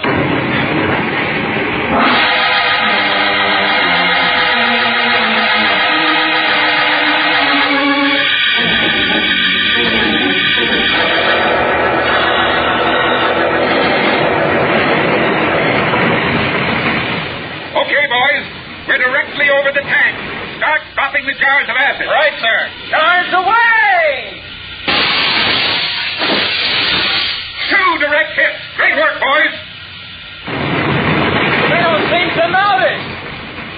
Guess their guns are making so much racket they never even heard the crash. Well, try another one, Roger. Okay, here goes. Missed with that one. Close, though. Could be just as good. The acid will splash up against the tank's bottom. Follow the tank, boys. Stay directly over it where they can't spot us. And be sure you don't get any acid on your spacesuit. Okay, sir. Hey, direct hit that time. We've got to stop that thing before it gets the men. It's a miracle they've managed to escape so far. There's one man down there who's not escaping. Look at him, Tom. He's on nuts. Running right toward the tank. It's Melbourne. I guess he expects the tank to stop and pick him up. They're not stopping, not even slowing down. Ran right over him, his own pal. Colonel, there's something else. The tank's in trouble. Look at that smoke pouring out of the engine. It's working, boys. They're losing control. The acid's working. Uh-oh. Look at the hatch. It's opening. A perfect chance. Drop another jar. Fast. Mine's gone. Well, I just dropped my last jar. Me too. Then we're in trouble. They've spotted us through the hatch. They're trying to angle their guns up high to knock us down. Look out, they're backing. That gives them enough elevation. Jupiter has got a train full on us. Right on guard. We'll never make it. Miss! And that gun will never fire again, sir. It's out of commission. The acids have knocked out the controls. That goes for the whole tank, boys. Those space rats will have to come out and fight on even terms now. Them, they don't like that idea. Look at them, piling up with their hands up. Colonel, we've done it. We've won. Yes, Tom, we've won. The whole universe has won. Boys, thanks largely to you, Rhea will remain, for all the world, the satellite of light.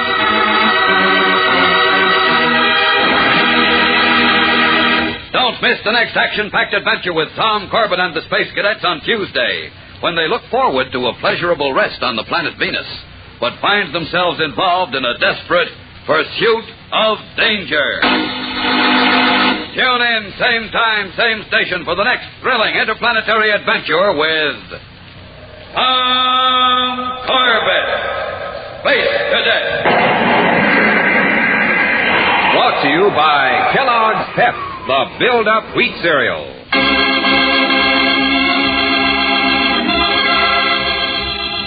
Tom Corbett, Space Cadet, starring Frankie Thomas, can also be seen on television and appears in the comic sections of many of America's leading newspapers. Look for it daily and in weekend editions. Featured in the cast were Jan Merlin, Neil O'Malley, Dick Keith, and Ian Martin. Today's program was written by Don Hughes and directed by Drex Hines. Jackson Beck speaking. Kellogg's Raisin Bran. Raisins and Bran Flakes, too. They're out of this world. They're out of one package. Kellogg's Raisin Bran. Kellogg's raisins are honeycomb coated to keep them tender. The Bran Flakes crisper. Kellogg's Raisin Bran. Raisins and Bran Flakes, too. They're out of this world. They're out of one package. Kellogg's Raisin Bran. Kellogg's Pep, the build-up wheat cereal, invites you to rocket into the future with Tom Corbett. Space Cadet. Stand by to raise ship. Blast off -5, 4, 3, 2, 1, 0.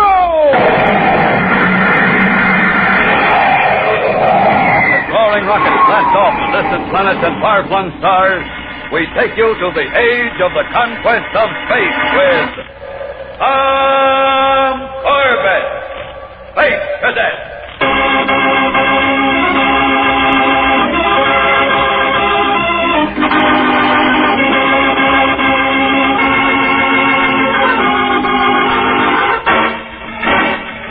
Venus is ablaze with excitement, for the planet is playing host to all humanity in a giant universe-wide exposition of peace and progress. At the opening ceremonies at Venusport, a huge time capsule is about to be lowered into the ground, and Space Cadets Tom Corbett and Roger Manning, assigned as honor guards for the occasion, listen as Captain Strong finishes his speech to the assembled crowd. And so we dedicate this capsule to the civilizations of the future. Those who may dig this cylinder out of the earth in the ages to come will find within it the tools, the inventions, the scientific wonders which have made the era of the Solar Alliance one of peace and prosperity. Lower the capsule. Hey, some speech, Tom. I wonder who wrote it for him. He wrote it himself, Roger. Sure, sweated over it for 2 weeks. Here he comes now. That was great, sir. Everybody really listened, even me. Congratulations, Captain Strong. It was swell. Well, thank you, boys. Are you coming over to the Solar Alliance banquet tonight? A banquet? You mean more speeches? I'm afraid so. But say, why don't you boys stay here on the exposition grounds? Take some rides, see the sights, win yourself some carnival prizes. But don't spend all your credits at the first booth. Don't worry, sir. Well, so long, boys. And win a Venusian Cupid doll for me. Goodbye, Captain. What a great guy. Yeah. Well, Junior, the night is young and we've got 12 hours liberty. With a small-scale model of the whole solar system to have fun in. Come on, Space Boy, let's go.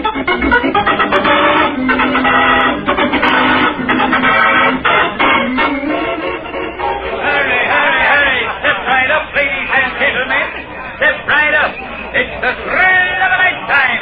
The most spine-tingling ride in the entire exposition. Step right into the rocket ship. Blast off into space for a voyage of 1,000 miles. It's only 1 credit, ladies and gentlemen. 1 small credit.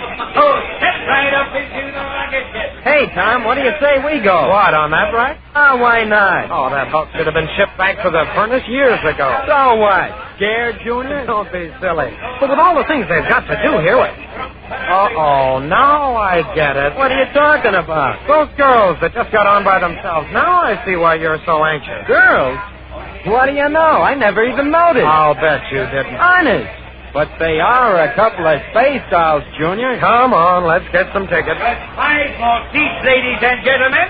5 more opportunities to leap like a gazelle into outer space. 2, please. 2 tickets for the space cadets who live in the great velvet skies. Just can't stay away from it, eh, boys? I only hope that old tub of yours can make it. Shut up, wise guy. Yes, cadet, I agree with you. Everyone should take this trip into space. But that's not what I said. Only 3 tickets left, only 3. Away, boy, you bother me. Who'll be the lucky 3? Come on, Roger, let's go. Hurry. Hey, right.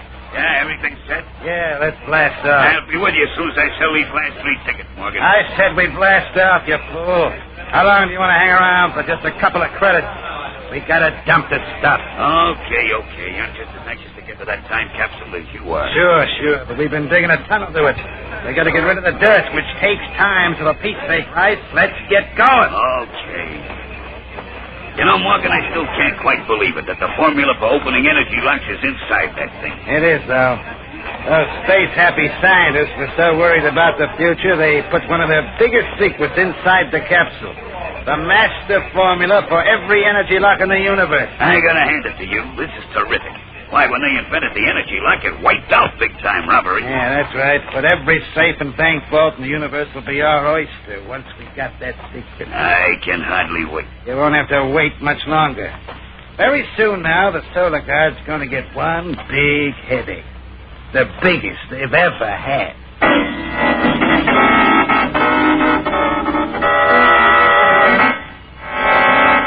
We'll return to the exciting adventures of Tom Corbett and the Space Cadets in just a moment, so stand by. Well, that's a sorry sound. It's a rocket cruiser trying to blast off, but it can't. Somebody forgot to fuel up that cruiser, and without rocket fuel, that ship will never get off the ground. Now, here's another rocket cruiser. This one is different. This one is fueled up with the right amount of rocket energy. Boy, listen to that cruiser blast off and rocket through space. Yes, thanks to a good supply of rocket fuel, that ship is really going to go places. And spacemen, you can have the blast-off power to go places, too, if you remember to fuel up in the morning with Kellogg's Pep. You see, Kellogg's Pep is that swell-tasting build-up wheat cereal that gives you lots of food energy. And you can really use that energy when you're rocketing through the day at full space speed. But that's not all. When you eat Pep, you get lots of food values to help build strong bones, tough muscles, and healthy teeth. And say, spacemen, just wait till you dig into a heaping bowl full of Kellogg's Pep. You like the mouth-watering taste of those rich golden brown flakes. Pep's swell whole wheat and malt flavor will have you asking for more. Covered with milk and sugar, Kellogg's Pep is a breakfast fit for a spaceman. And remember, while you're enjoying Pep's delicious flavor, you're giving yourself a real food energy blast-off. It's no wonder, then, that Kellogg's Pep is declared the spaceman cereal. Kellogg's Pep.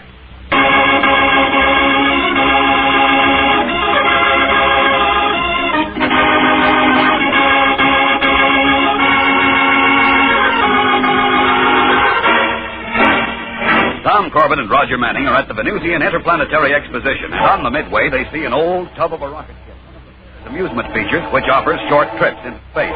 Roger spots a couple of pretty girls buying tickets for the ride, and persuading Tom to go along is all settled for an interesting evening.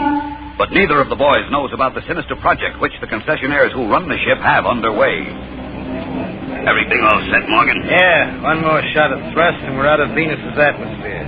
Then we can unload the stuff. Okay, here we go. That ought to take us up around 1,000 miles. Okay. Set it on automatic. Then come aft and give me a hand. And don't forget to tell all the suckers to stay in their seats. We don't want them getting nosy.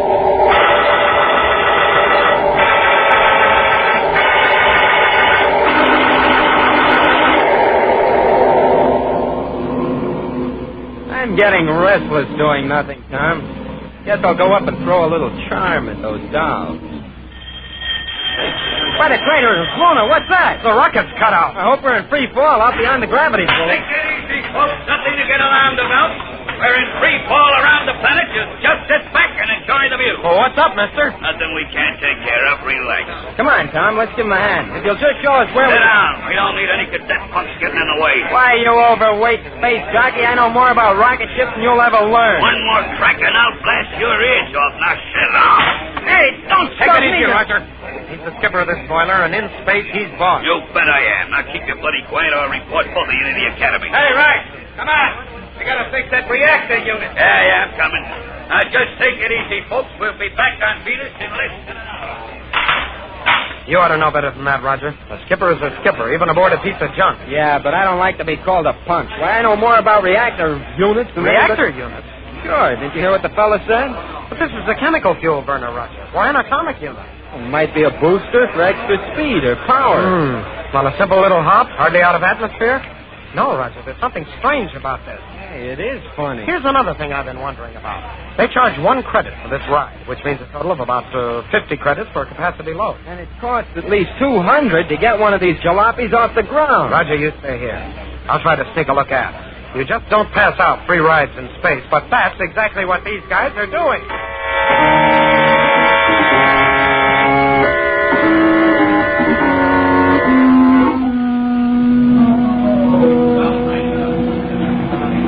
Spot anything aft, Tom? I'm not sure, Roger. All I could see was a dust cloud. Well, that's no help. Tom, I'll bet they're smuggling. What? That's it. I'll bet it is. The concession is just a phony to cover up their smuggling. Lets them take a load of stuff up without a customs search. Then, when they're far enough out... They can dump it in free fall. Right, for someone else to pick up later. Stand by for deceleration. Coming in for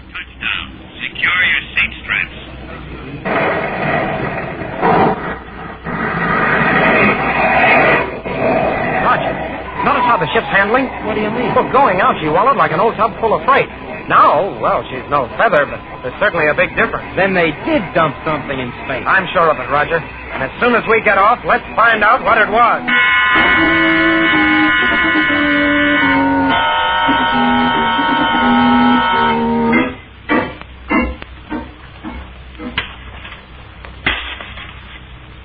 Hey, Morgan, hurry up, will you? It'll be daylight soon. I'm taking it as fast as I can. You realize, Vice, one more bag of dirt and we can reach the capsule? There, I'll give you a hand. All right. There.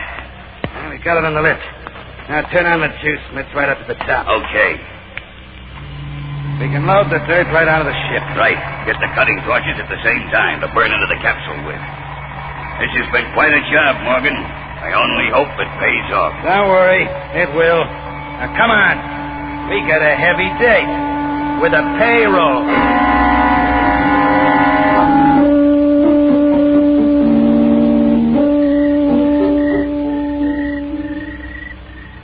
See anything, Rod?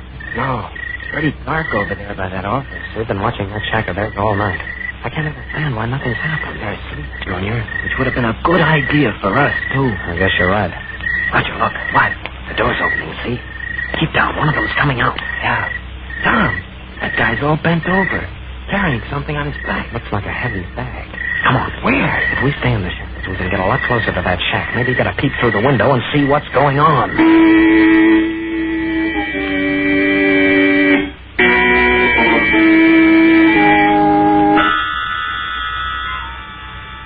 How you doing, Morgan? Just stowed the last bag aboard. Believe me, Rice, one more load like that might have fallen on my face. I got the torches. Let's get down the shaft right now and open up the capsule. I'll raise the trapdoor. Okay. Step aboard the lift. All set. Throw the switch, Morgan. Hey, Junior, did you see what I saw through that window? I certainly did. Those characters have dug a shaft right under this shack. But why? What's down there? Tom, we better report to the solar guys. We ought to know more before we do that. Let's get down that shaft, Roger, fast.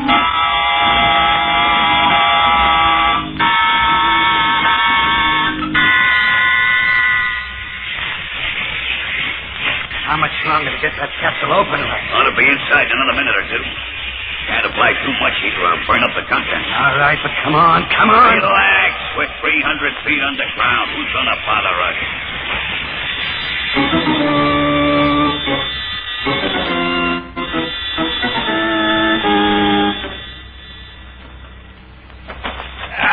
How you doing, Roger?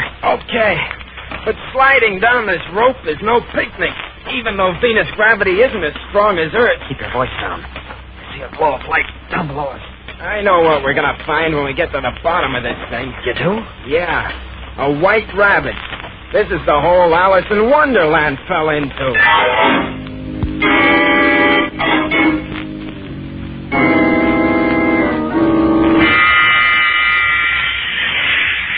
Just a little more and... Come on, will you? Come on. There she is. I'll cut the torch. Now, a couple of hammer taps against this metal section. There she is. Ah, yes. Look at that stuff. They packed everything in here but an atomic sink. You know where the formula is? It should be down here. Near the bottom someplace. Here. I got it. Oh, Let me brother. see. That's a spool of audio tape. Right. You see this label? A history of nuclear energy as applied to industrial processes and equipment. Well, that don't say nothing about energy lock. This is it, I tell you.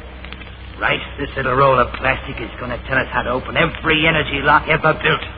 There isn't a bank vault or a rocket ship safe we can't break into. Are you sure, Morgan? Dead sure? Absolutely.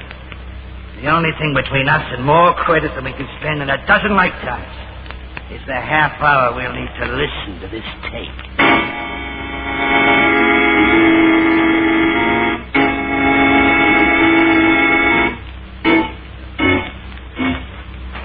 Careful, Roger. Don't trip. Watch yourself. Don't worry about me. We still can't figure what those guys Roger. are. There's a light coming from around that bend in the tunnel. We better get back. No place to go. We'll have to make a fight of it. Okay, by me. Spaceman's luck. All we have to do now is seal off the top of the shaft, dump that vast load of dirt. Now, Roger. Get back, boys. Hey, Roger, watch out. He's got a ring. I know how to use it. Oh, Roger. All right, Captain, if you want to stay, try something. Those cadets, the ones that got nosy on the ship. They won't get nosy anymore. What are you going to do with them? Not a thing. Except seal out the top of the shaft and leave him. But that's murder. Oh, I don't know. It all depends on when somebody comes along and digs up the time capsule. Because as soon as somebody does, they'll find you, too. Sure, kid. It shouldn't take a day longer than 10,000 years.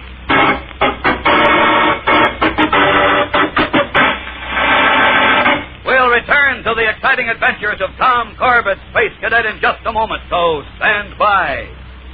You know, a short time ago, Roger Manning was assigned the job of plotting a shorter course to Jupiter. Well, it was a dangerous assignment because the proposed course cut through an asteroid field littered with space junk. Space Academy made a special tele-recording of this operation. Here's a portion of it. Radar bridge, Manning speaking. Those radar signals you hear are space junk on the loose. The next few seconds will tell whether my calculations are correct. We're going to rocket right by an extra large mass of space junk. You can hear the signal getting louder. But thanks to my space goggles, we should miss it. You see, these space goggles protect my eyes against the flashing lights of the radar scope. Wearing them, I can concentrate and plot an accurate course. They're made of one sweeping curved piece of colored plastic, and they fit over both eyes. You'll want to wear them for protection against the glaring sun and heavy winds. Uh-oh. Hold on now. Here comes that space junk. It can make space dust out of this rocket cruiser. I sure hope my calculations are correct. Suffering Saturn. If my calculations were off by just 1 degree, this telerecording would have really been at an end. My space goggles did it again. So, spacemen, if you want a pair, be sure and write down the instructions you'll hear. End transmission. Spaceman, send 1 box top from Kellogg's Pep, 25 cents, and your name and address. That's 1 box top from Kellogg's Pep, 25 cents, and your name and address. Send it to Kellogg's, Box 346, Battle Creek, Michigan. Kellogg's, Box 346, Battle Creek, Michigan. Send for your space goggles today. And tomorrow morning, start off your day with a spaceman's breakfast, Kellogg's Pep.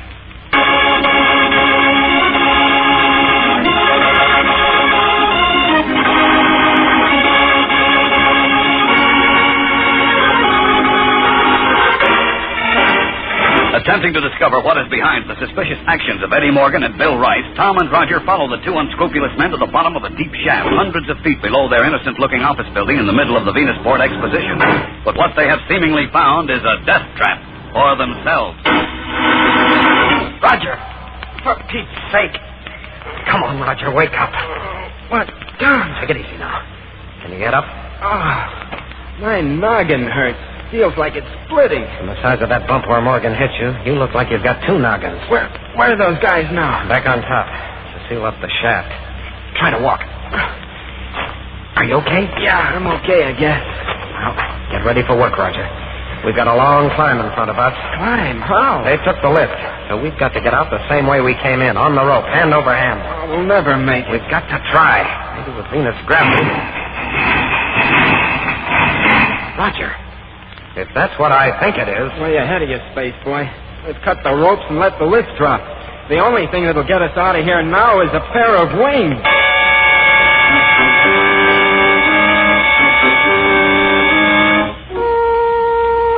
Hello! Hello! Save your breath, Roger. No one can hear you. Besides, they probably sealed over the top by now. I guess you're right. There was only some way we could get a message out if we even had a communicator. Well, we haven't, so... Roger, we're a pair of fools. Speak for yourself, Junior. What do you mean? The capsule, you dummy. Come on. Here we are. What are you doing rummaging around in there? Looking for something.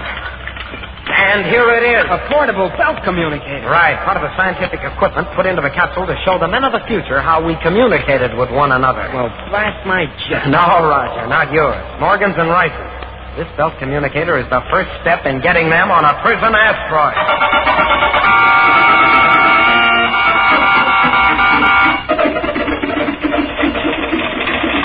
And after vainly attempting to To attract attention by yelling, Cadets Roger Manning and Tom Corbett searched the capsule and found the belt communicator, enabling them to summon aid. Signed, Roger Manning and Tom Corbett, Cadets, Polaris Unit, Space Academy. I still don't know if that little bit of foolishness doesn't deserve 50 demerits. Of all the space-brained idiots. Oh, we had to find out what they were doing, Captain Strong. Oh, did you? Why, yes, sir. Didn't we? Cadets, I know this will come as a shock to you, but at Space Academy, has anyone ever told you to solve all problems single-handedly? Why, I guess not, Captain Strong. All right. Next time, get help. Yes, sir. Have they found out what those two wanted from the time capsule? Not yet. But at Solar Guard headquarters, they're afraid they can guess, and if they're right... Well, that may be the report now. Just a moment. Captain Strong here. Yes, Colonel? I see. Nothing else taken. And no reports on the men. Thank you. Captain, is it bad news? Yes, boys. There's a spool of audio tape missing from the time capsule. Audio tape? That's bad? So bad that the entire Solar Guard is being alerted to capture those two men. Well, what's it about, sir? The secret of the energy lock is in their hands. We've got to find those two, or there's not a secret, not a treasure anywhere in the universe that's safe.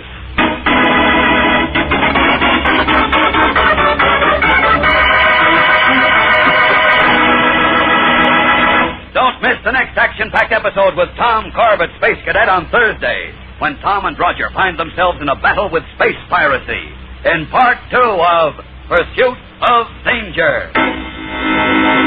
Tune in, same time, same station on Thursday for the next thrilling interplanetary adventure with Tom Corbett, Space Cadet. Brought to you by Kellogg's Pep, the build-up wheat cereal.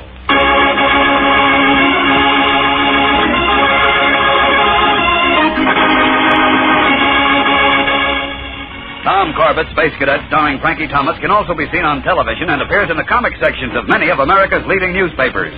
Look for it daily and in weekend editions. Featured in the cast were Jan Merlin, Edward Bryce, and Ivor Francis. Today's program was written by Richard Jessup and directed by Drex Hines. Jackson Begg speaking. Kellogg's Raisin Bran. Raisins and Bran Flakes, too. They're out of this world. They're out of one package. Kellogg's Raisin Bran. Kellogg's raisins are honeycomb coated to keep them tender. The Bran Flakes crisper. Kellogg's Raisin Bran. Raisins and Bran Flakes, too. They're out of this world. They're out of one package. Kellogg's Raisin Bran. Eat Kellogg's Raisin Bran. Eat Kellogg's Raisin Bran. Kellogg's Pep, the build-up wheat cereal, invites you to rocket into the future with Tom Corbett, Space Cadet. Stand by to raise shift. Blast off. -5, 4, 3, 2, 1, 0.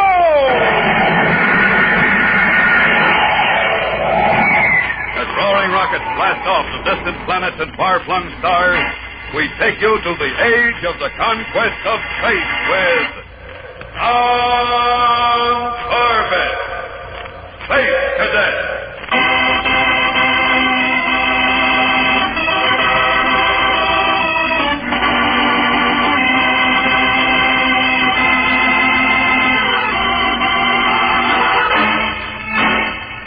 A great time capsule has been lowered into the ground at the Venus Interplanetary Exposition.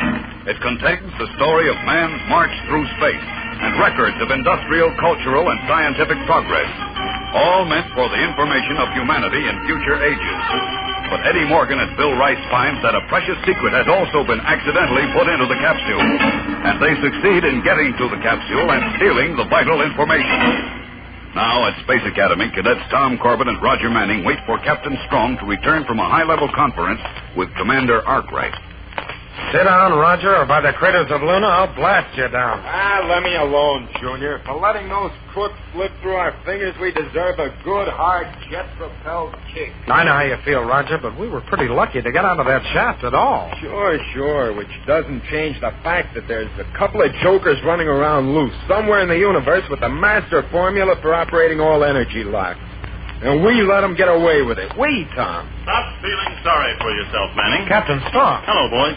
If it'll help, Commander Arkwright wants me to thank you. He does? Yes, Manning, if you two hadn't become suspicious of that phony space ride concession and found the shaft dug to the capsule, we'd never have known anything. You know, that's right. Come to think of it, we were pretty keen. Careful, Roger. You'll break your arm. Huh? Patting yourself so hard on the back. I'm just agreeing with Commander Arkwright. Oh, just the same. We should have been... Hold it, boys. This is no time for a squabble. Oh, sorry, sir. Has a general alarm gone out? To pick up Morgan and Rice, I mean. No, and I don't expect one will. You've got to realize what a panic that'd cause. Every bank vault, the safes on all rocket ships, every secret of the Solar Alliance is protected by energy lock. That's why I think you'd want to... Put them all on guard? No. Certainly not before we know more about Rice and Morgan's whereabouts. And as a matter of fact, they may not even be able to understand the formula they stole from the capsule. At least that's what we're hoping.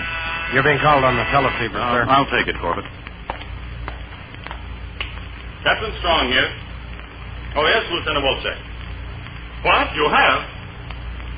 I see. 500,000, huh? Take this order, Lieutenant.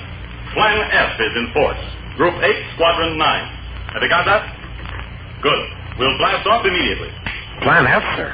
And that must mean bad news. It certainly does, Corbett. A passenger ship on its way to Mars has just been pirated of 500,000 credits. Oh, brother, that means Morgan and Rice have gone to work. Exactly, Manning. The thieves went through the energy lock as though it was space dust. Sir, are we going to get a crack at those two? Not only you, but the whole Solar Guard. What kind of a ship have they got, anyway? They seem to be using the same chemical fuel job they were using here at the exposition. At least it fits the description of the pirate rocket. That old beat-up Hulk, the Nancy Adams? They won't get very far in that. Maybe not, but we're not taking no chances. Rocket cruiser Orion is on patrol in Sector 12, Chart M. She's been ordered to move in. Squadron 9 is getting ready now, and we'll be blasting off with it, just as soon as we can get to Venusport.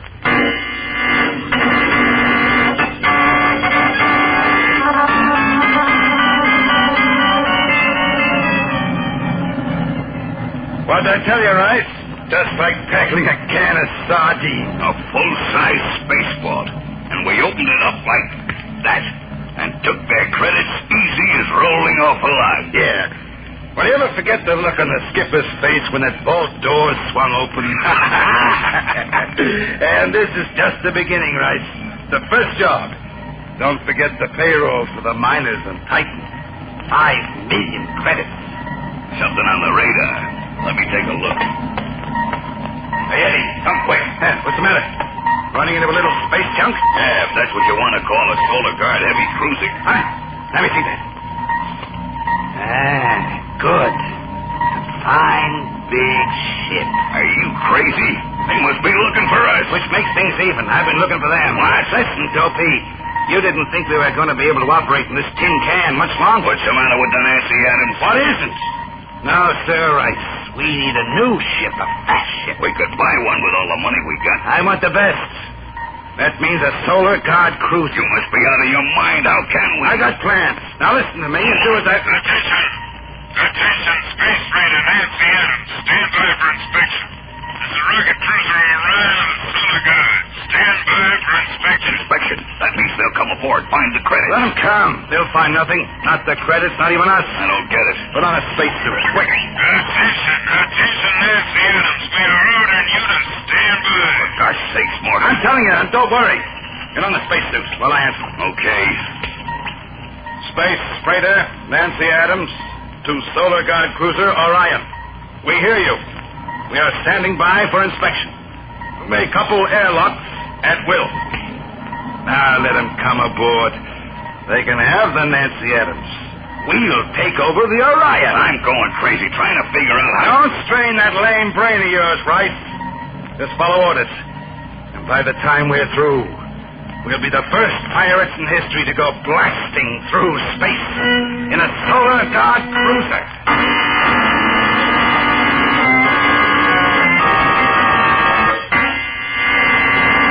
We'll return to the exciting adventures of Tom Corbett and the Space Cadets in just a moment, so stand by. Spaceman, I'd like you to hear a special on-the-scene recording I made the other day when I inspected the space liner Nebula prior to the cosmic space line. I'll start the recording now. Spaceman, I'm proceeding down the galleyway of the Nebula. That muffled noise you hear in the background comes from the radiomagnetic conveyor belt that is taking me toward the main dining room. Here we are in the main dining room of the Nebula. Hold on, what's this? Well, I'll push the button and see. Well, what do you know? It's the button for the breakfast chimes. Oh, and here's a breakfast menu. Say, let's see what they have for breakfast on the Nebula. Well, spacemen, here it is in big, bright lettering. For breakfast, the Nebula serves Kellogg's Pep. You know, that's no surprise, because Kellogg's Pep is the spaceman's breakfast. We all know how Pep is the build-up wheat cereal that gives you lots of hard-hitting food energy. Pep has essential vitamins that help you grow up with strong bones and healthy muscles. And Pep tastes so delicious. You eat one spoonful of Pep, and you'll agree that there's nothing so swell-tasting as Pep's whole wheat and malt flavor. So, spacemen, when the breakfast chimes sound in your house, join in with the passengers on the Nebula and all the cadets at Space Academy. Eat the spaceman's breakfast, Kellogg's Pep.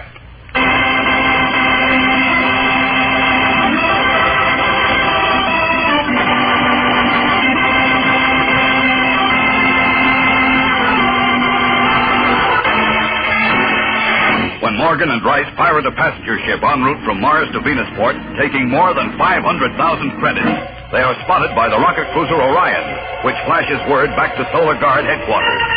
Captain Strong, commanding a squadron of rocket destroyers, blasts off immediately, and with Tom and Roger is now nearing the Orion's last reported position.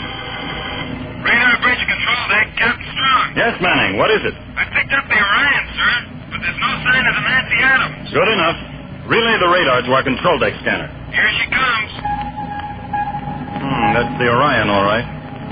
Well, they ought to know what's become of Morgan and Rice. Let's talk to them. Attention, Orion. Attention. This is Captain Strong calling the Orion. Come in, please. Attention, Orion. Come in. Captain Strong to Orion. Come in. Well, that's strange. They're not answering. Skipper, look at the scanner. The Orion's blasting away from us. Captain, get a load of that. She's heading full space speed in the wrong direction. Yes, Manning, we see. And we're just as puzzled as you are. Whatever you do, keep her on your screen. I'll try it. Uh-oh. Message coming in just a second, sir. Of all the space-happy setups, first no sign of the Nancy Adams. Then the Orion acts as though everybody on board is oxygen drunk. Here's that message, sir. It's from the rocket destroyer TCJ 205 Squadron 9. They picked up the Nancy Adams, and what do you think they found aboard? Manning, this is no time for guessing games. All right, sir, but hold on to your space helmet. On that old tub was the crew of the Orion. What? Well, you must have it wrong. No, sir. Here's the whole message. To Captain Strong, sighted, boarded freighter Nancy Adams. Found crew of cruiser Orion aboard, with automatic flight and communications equipment smashed. All hands secure. Signed, Lieutenant Walchek. By the rings of Saturn. Captain, maybe it's a phony message. No. Well, that explains why the Orion blasted away from us. Somehow, Morgan and Rice have managed to get control of that cruiser after fixing their own ship so it wouldn't operate. I've got Walchek back. Any instructions, Captain? I'll speak directly, Manning. Attention all rocket destroyers, Squadron 9. Our target is Cruiser Orion, Sector 12, Chart M. Prepare for maneuver Z for Zebra. Z for Zebra. Ready all ships for battle.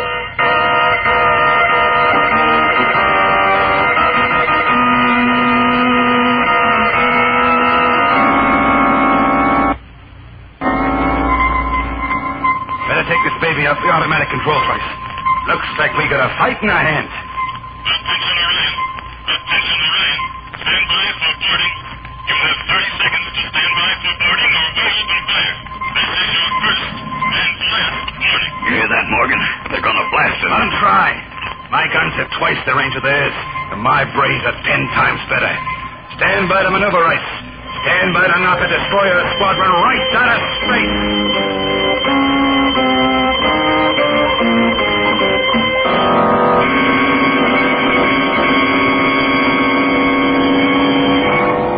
Captain Strong, the Orion's altering course.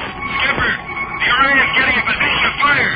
She's countering Army over Zebra with K for Katie. Get this message to all ships immediately, Manning. Yes, sir. To all ships, Squadron 9, execute maneuver X for X-ray. X for X-ray, immediately. What's happened, sir? Corbett, I just realized. Morgan and Rice have access to the Solar Guard code book aboard the Orion. So every time I order a maneuver, they know what we're going to do. But that means they can counter every move. Exactly. They're always a step ahead of us, and always will be as long as we work as a squadron. But, Captain, then why did you order X for X-ray? X means every ship works on its own ideas. It means a knockdown, drag-out fight where somebody always gets hurt. But we've got to take Morgan and Rice. With a rocket cruiser in their hands, they can terrorize the entire solar system, robbing, looting, and with our code book, they'll be on to every move we make. Just received acknowledgement of Maneuver X from all ships, sir. Right. Thanks, Manning. Skipper, the radar at two of our ships, they've been hit. Blasted into space junk.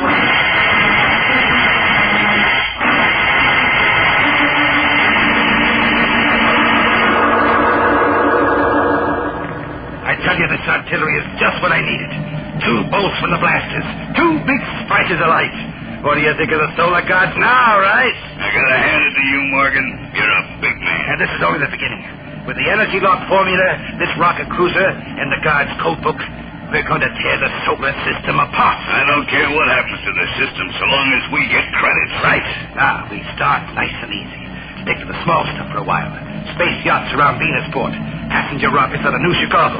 Then, when we've thrown the Solar Guard off balance, we pull the 5 million credit job. Morgan, if we take that minus payroll, we can retire, live like kings. Or even better, like the greatest pirates in history. Rice, get a spray gun full of paint. Huh? I want you to paint our emblem on the Orion's hull. Our emblem? Yeah, the pirate signature. A skull and crossbones.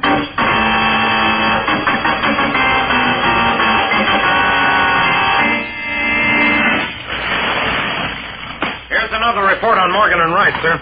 Took another passenger ship between Luna City and Venusport. Same methods? Yes, sir. Fired a blaster at the communications antenna, and then Rice from the Orion covered Morgan while he boarded the ship and opened the energy lock. How much this time? Nearly 300,000. And we can't seem to get within 100,000 miles of them. The finest equipment in the Solar Alliance goes into those heavy cruisers. Any ideas where they might be hiding, sir? Anywhere. From the gray zone of Mercury to the moons of Jupiter. And we can't check every piece of space junk in the system. Just got the new code from cryptography section, Captain Strong. I'd like to see Morgan use this. It's based Never mind what it's based on, Manning. That's supposed to be a secret. Yes, sir. I'm sorry, sir. A new code for the Solar Guard, Captain? The first step in taking away Morgan's information. Yeah, especially with that big shipment going to the miners on Titan. A special code for the Titan payroll. That's right. We can't take chances with 5 million credits. Or do you think we ought to? Well, sir, saving the payroll won't trap Morgan and Rice. But if we used it as bait... Bait? Yes. Suppose we send a message to Titan that we're going to try to fool the pirates. That the payroll's going on board an old beat-up freighter. And send it in the old code. Morgan will try to intercept the freighter. We'll make sure he does. In our message, let's say the freighter will be in a certain quadrant at a certain time. And around that quadrant, we'll have a whole Solar Guard task force ready to converge on that spot. Is that it, Corbett? Yes, sir. The thing that's been giving us so much trouble is the fact that Morgan has our code. But that's the very thing that can bring him into our trap.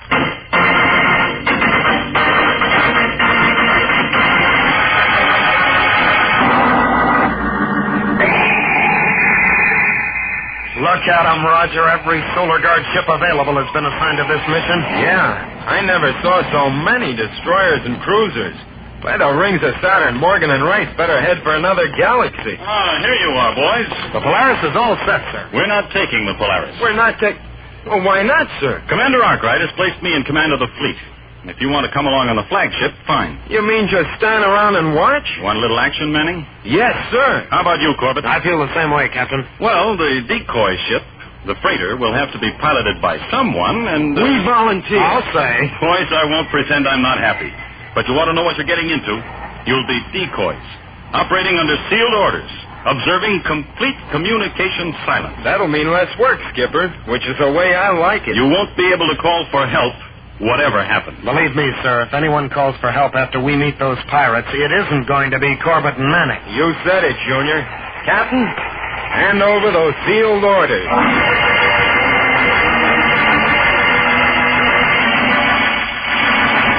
We'll return to the exciting adventures of Tom Corbett and the Space Cadets in just a moment. So stand by. Spaceman, my name is Cadet Montgomery. Here in my hand I have a pair of official space goggles. They're just like the kind you can get from Space Academy Supply Headquarters. I wouldn't go out into space without my pair for all the uranium in Jupiter. You see, these space goggles once saved my life. It happened a couple of months ago. I was at the controls of a rocket cruiser when I had to change course and head into the glaring sun. For a moment, I was blinded. I couldn't see. And then I put on my space goggles. It was a lucky thing I thought of them, because all of a sudden I saw a Martian space freighter blast out of nowhere and swing across my path. We were headed on a collision course. The Martian pilot, blinded by the sun, couldn't see me. I had to act fast. I called for emergency speed and gave the rudder controls all they had. It was going to be close.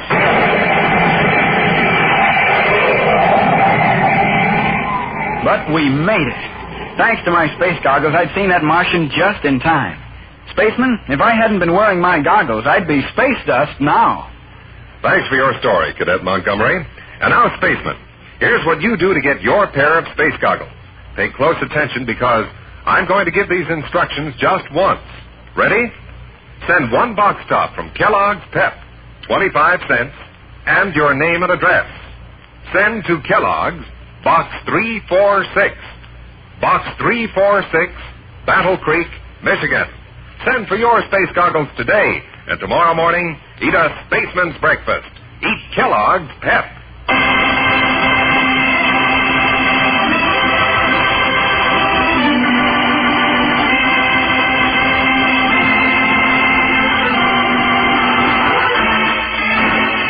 A giant trap has been set for the pirate Morgan and his accomplice, and at the very center, serving as bait, is an old freighter being flown through space by Tom Corbett and Roger Manning.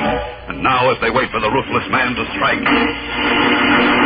See anything, Roger? Not a thing, Tom. 4 hours now. Maybe Morgan's wired. I don't see how he could be. Hey, what are you doing? Reading the orders again. Proceed to Space Quadrant 17, Sector 9, Chart R. That's it, nothing else.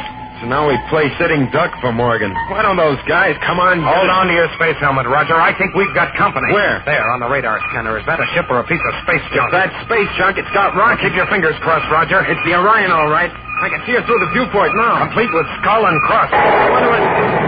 Hey, he's blasting us. Trying to smash the communications antenna as usual. Then his next step would be to... Attention, Space Freighter in Sector 9. You are in my sights. Stand by for boarding.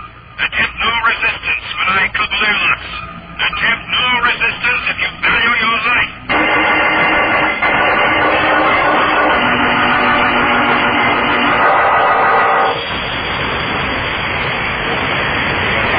I wonder if he'll recognize it.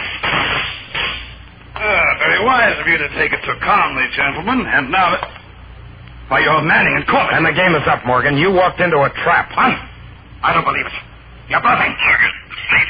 The direction center of the whole solar guard fleet. They're trapping us. We gotta get away fast. Hold on, you idiot. I'm coming. Just let me blast these two space punks as a lesson. I can't wait for you. I'm getting out of here. Rice, you run out of me and I'll get... Too late, Morgan. He's gone. Rip the airlock apart. But he's not going very far. Look at the radar scanner. Here comes the fleet. Must be 100 of them. Where? Rice has opened fire.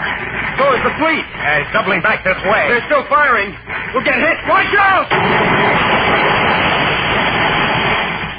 My eyes! I can't see! I'm blind! Roger, are you all right? Yeah. The explosion knocked out our lights. He thinks he's blind. I'll watch him just the same. He's got a ray gun. Maybe he's bluffing. Somebody speak! I can't see! Where is he? By the control panel. You remember the old game of turkey gobbler? You mean make a noise and then hide? Yeah, you go to the left and I'll circle to the right. Please say something! I can't see! Now be careful. Have pity on me, will you? I'm blind! I'll throw away my ray gun. I'll only say something. He's got two, Tom. He's bluffing. Yeah, I know. Come on, let's go. Okay. Hey, you stuck Space 8. Here I am. Not there. Here, Morgan. Now, over here, Morgan. I'll get you young punks. You can't outfox me. Well, get me here, Morgan. You're pulling to the left. Try again. Playing games with me, huh? Well, you can't. Missed again. I'll get you. So the guy's gonna trap me, huh? Well, I'm more than a pirate. You can't get me. Hey, Roger. How many was that? 9 blasts. Must be low on power. Come on. Let's roll.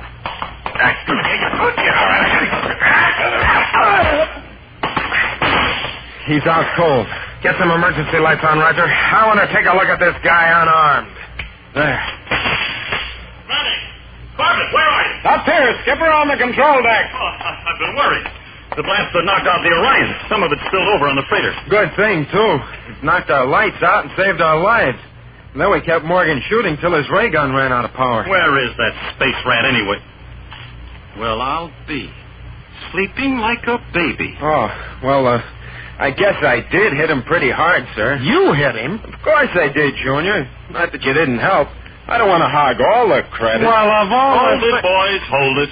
This man learned the most guarded secret in the entire universe. Captured a Solar Guard cruiser and stole more money than any pirate in history. There's plenty of credit for both of you. Oh, we know, sir. It's not that. Boys, couldn't we say that you both hit him equally hard? Why? Well, I guess so. Sure. I'm willing. But I hit him first.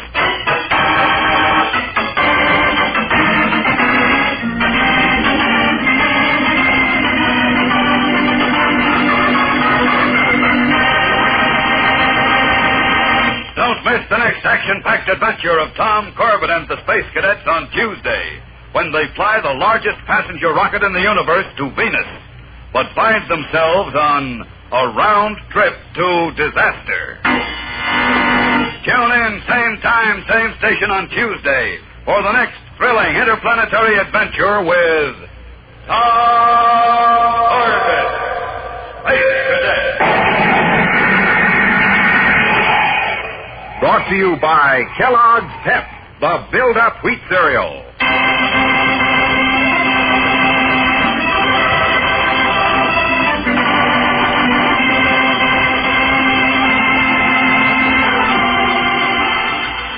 Tom Corbett, Space Cadet, starring Frankie Thomas, can also be seen on television and appears in the comic sections of many of America's leading newspapers.